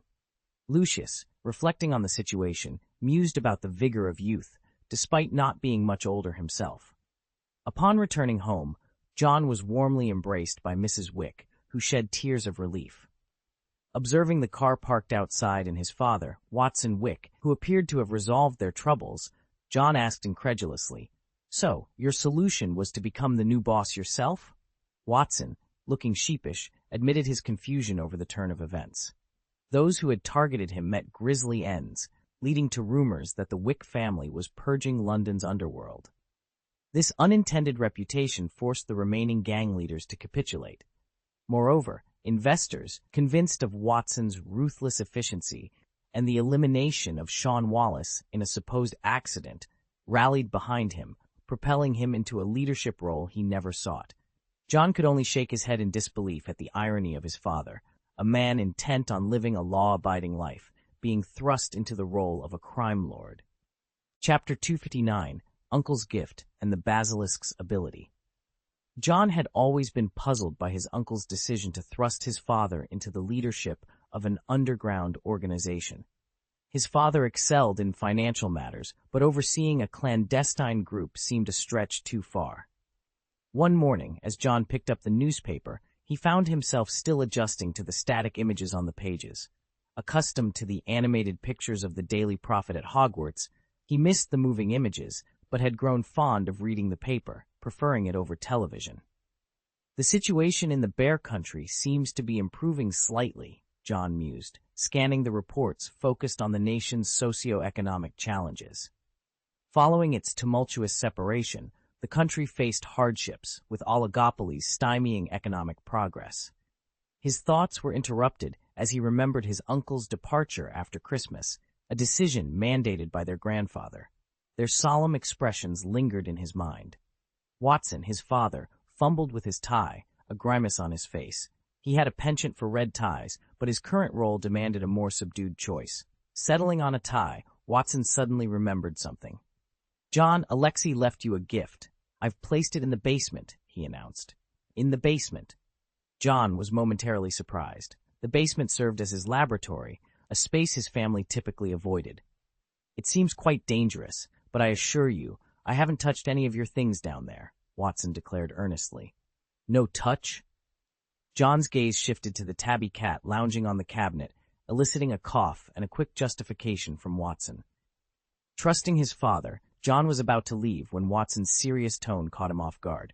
"John, are you okay?" he asked, concern evident in his voice. "Even though I'm not a wizard, I'm still your father. If you're facing any troubles, I want you to feel you can talk to me." Watson's sudden seriousness was unfamiliar to John, making the moment awkward. "I'm fine," John replied, though Watson's gesture of affection, a hand through his hair, suggested he sensed otherwise. "You've grown, but I don't want you to bear everything alone," Watson expressed, highlighting that despite John's independence, he was there for him. Leaving the house, Watson's warmth lingered with John, a reminder of his family's support. In the kitchen, Mrs. Wick's culinary experiment, a dish from the Celestial Dynasty, awaited him. The sight of mooncake fried chili brought back memories from his past life, a blend of nostalgia and surprise. After consuming the unique dish, John proceeded to the basement, curious about his uncle's Christmas gift. Upon opening the basement door, he found a large box, its contents unknown but potentially alarming, given its size and the subtle sounds emanating from within. John's discovery of the gift, a mysterious box in his basement laboratory, sets the stage for an exploration of its contents and the potential dangers or wonders it holds. The chapter weaves themes of family support, cultural adaptation, and the anticipation of uncovering hidden secrets, setting the tone for the unfolding narrative. Without resorting to tools like a crowbar, John effortlessly brushed his fingers over the nail, and it was pulled out by an unseen force. Upon opening the box, he discovered it wasn't filled with the treasures he might have imagined. Instead, most of the space was taken up by filler material, leaving only a single item, a sealed reagent bottle. "What is this?" John murmured, curiosity piqued as he carefully extracted the bottle. Inside, a mysterious black liquid flowed, its purpose unclear. It was unusual to find potions in the Muggle world, sparking John's intrigue further. Beneath the bottle, a piece of paper caught his eye. Unfolding it, he read, "If you choose to accept yourself, drink it." The note, left by Alexei, puzzled John. He had always perceived his uncle differently from others. "Accept yourself?" he pondered, the cryptic message deepening the mystery. The Jovanovich family, John knew, harbored secrets. Not everyone could wrestle a brown bear, yet even his petite Aunt Rulis could fend off a wild female bear with her bare hands.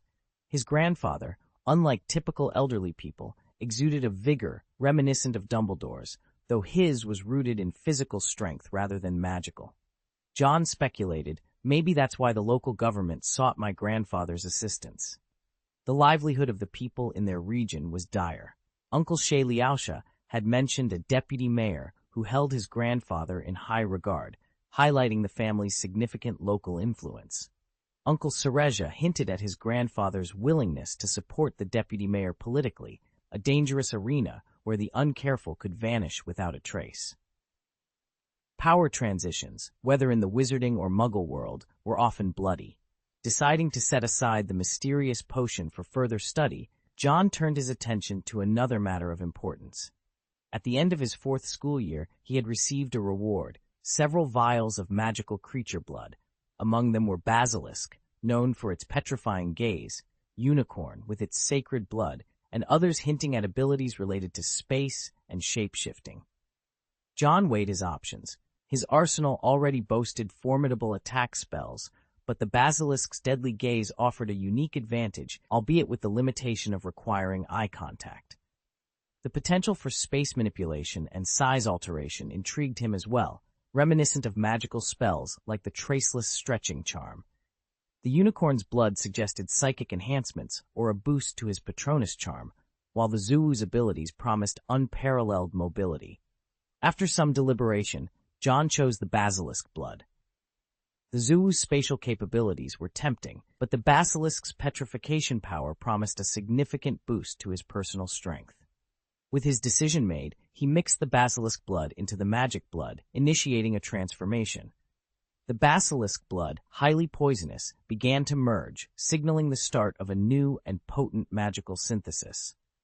After the two substances merged, a serpentine shadow emerged within the magical blood, transitioning from red to white and finally settling into an emerald green. The color shift reminded John of the potion he encountered in the cave, stirring a sense of unease in his stomach.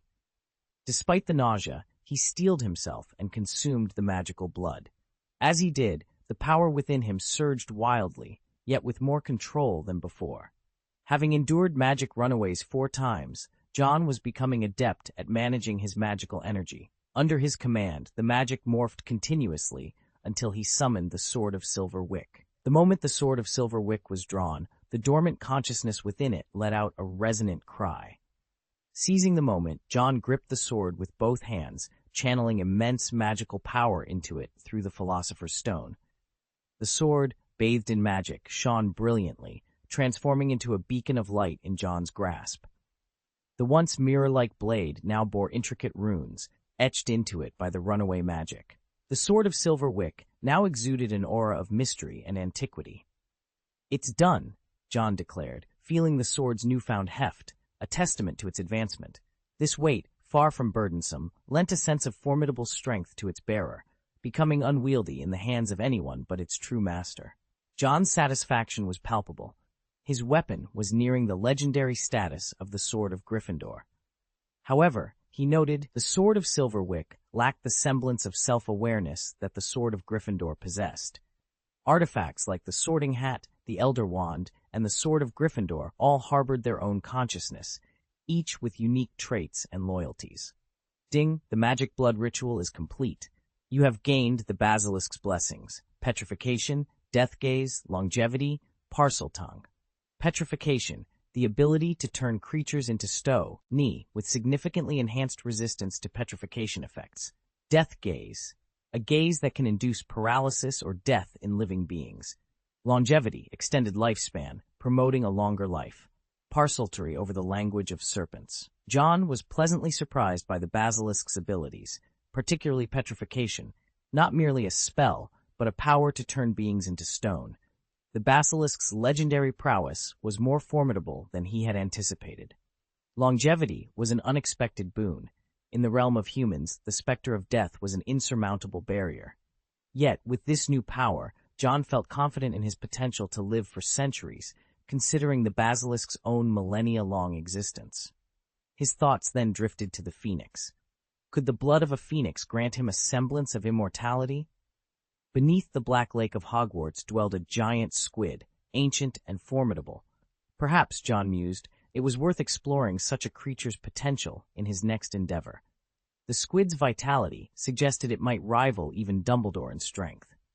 As for Parseltongue, John found it redundant. Already fluent, it served more as a badge of his Slytherin heritage than a practical boon. Nonetheless, the other blessings more than compensated for this minor overlap. Today's second update, Chapter 260, Dudley's Transformation and the Dementor Attack. Magic Power, Level 5, Fortun's Levitation Curse, Level 5.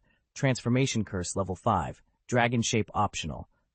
Illusion Curse, Level 5. Fiery Flames, Level 5. Bone Crushing Curse, Level 5. Fierce Fire, Level 5. Mental Block, Level 5. Patronus Charm, Level 5. Iron Armor Curse, Level 5. Petrification Curse, Level 5. Skills, Short Weapon Mastery, Level 7. Great Sword Mastery, Level 6. Firearms Mastery, Level 2. Runes Mastery, Level 6. Alchemy Mastery, level 6. Ancient Magic Mastery, level 3. Blessings, Enhanced Physical Fitness, Quick Attack, Precision, Scholar level 2. Pilot, Long Distance Running, Sword Dance, Night Devil, Trollbuster, Knight, Fire Eater, Deterrence, Draconic, Botanist, Studious, Foresight, Invisibility, Insight, Prophet, Soulwalker, Backtracker, Panic, Vientiane, Heartlock, Oak Mage, Shadow of Destruction, Petrification, Deadeye, Longevity, Parseltongue. Upon reviewing his magical attributes and skills, John noticed that aside from the addition of blessings, there wasn't much change. However, after the petrification curse was enhanced with basilisk blood, it had reached level 5. Ancient magic remained at level 3, indicating a need for further knowledge to advance. Runes and alchemy were still inactive, despite his continuous practice throughout the school year. Transformation can be upgraded, as well as the iron armor curse, John mused, allocating 2 random points. The transformation curse ascended to level 6, allowing him to transform a cup into a living mouse without uttering a single spell, a feat comparable to Professor McGonagall's first-year level. The iron armor curse also reached level 6, conjuring a layer of armor-like phantom around him that felt tangible upon touch. After level 6, there's a qualitative change, John reflected, recognizing that reaching level 5 could be considered the peak for most, but surpassing it required talent and deep understanding. With 3 random points remaining, John decided to upgrade the Bone-Crushing Curse, his first and most frequently used lethal spell. Upon reaching level 6, the spell underwent significant changes. With a flick of his wand, the spell could now be cast in various forms, including a ripple that spread out, shattering everything in its path, or as an electric whip that lashed out. John discovered 4 distinct forms of the Bone-Crushing Curse, each with varying power and effects. The ripple had a wide range but weaker crushing ability. The thunderbolt was flexible but not as powerful. The scattershot resembled a shotgun blast, covering a large area, and the power accumulation form, which was the most potent. John favored the ripple for its extensive range, followed by the power accumulation form. Choosing to save the remaining 2 random points for self-defense, John continued his day. Nearly a week had passed since John's return. While in the attic, he spotted a figure running below that seemed vaguely familiar. "Is that Dudley?" he wondered, taking a closer look. Dudley, once notably overweight, had slimmed down significantly, his excess fat replaced by muscle. Winning the Southeast Junior Heavyweight Intercollegiate Boxing Championship, Dudley had undergone a remarkable transformation, fueled in part by John's guidance and recipes. Dudley Dursley had always preferred beef over the unpalatable vegetables his Aunt Petunia served. Whenever he overindulged, she forced him into exercise routines he detested. However, his perspective on physical activity changed dramatically a week before Christmas when he witnessed his Uncle Andre effortlessly break a thick tree within a minute. This encounter sparked Dudley's passion for boxing, a sport he fell in love with instantly. Initially, his father Vernon had only intended for Dudley to train casually, but the situation quickly escalated. Dudley's natural talent shone through when he managed to defeat a senior in a fight, only to be ambushed by a group that appeared from behind. This incident fueled his competitive spirit even further. Dudley didn't just become the champion of the intercollegiate boxing competition, he also signed up for a Junior Cup boxing competition. An agent, recognizing his potential, proclaimed him a natural heavy gunner, which catapulted Dudley to fame in the boxing world.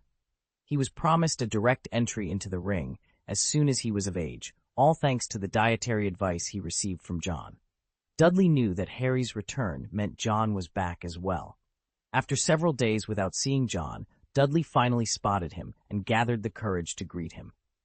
"Hey, John," he called out, waving.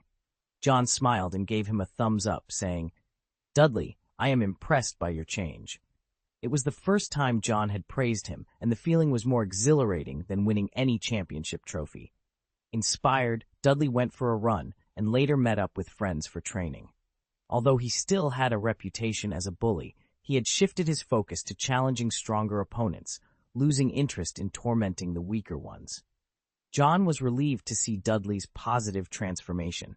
Meanwhile, John had his own concerns. "I need to study that bottle of potion," he muttered to himself as he headed to the basement.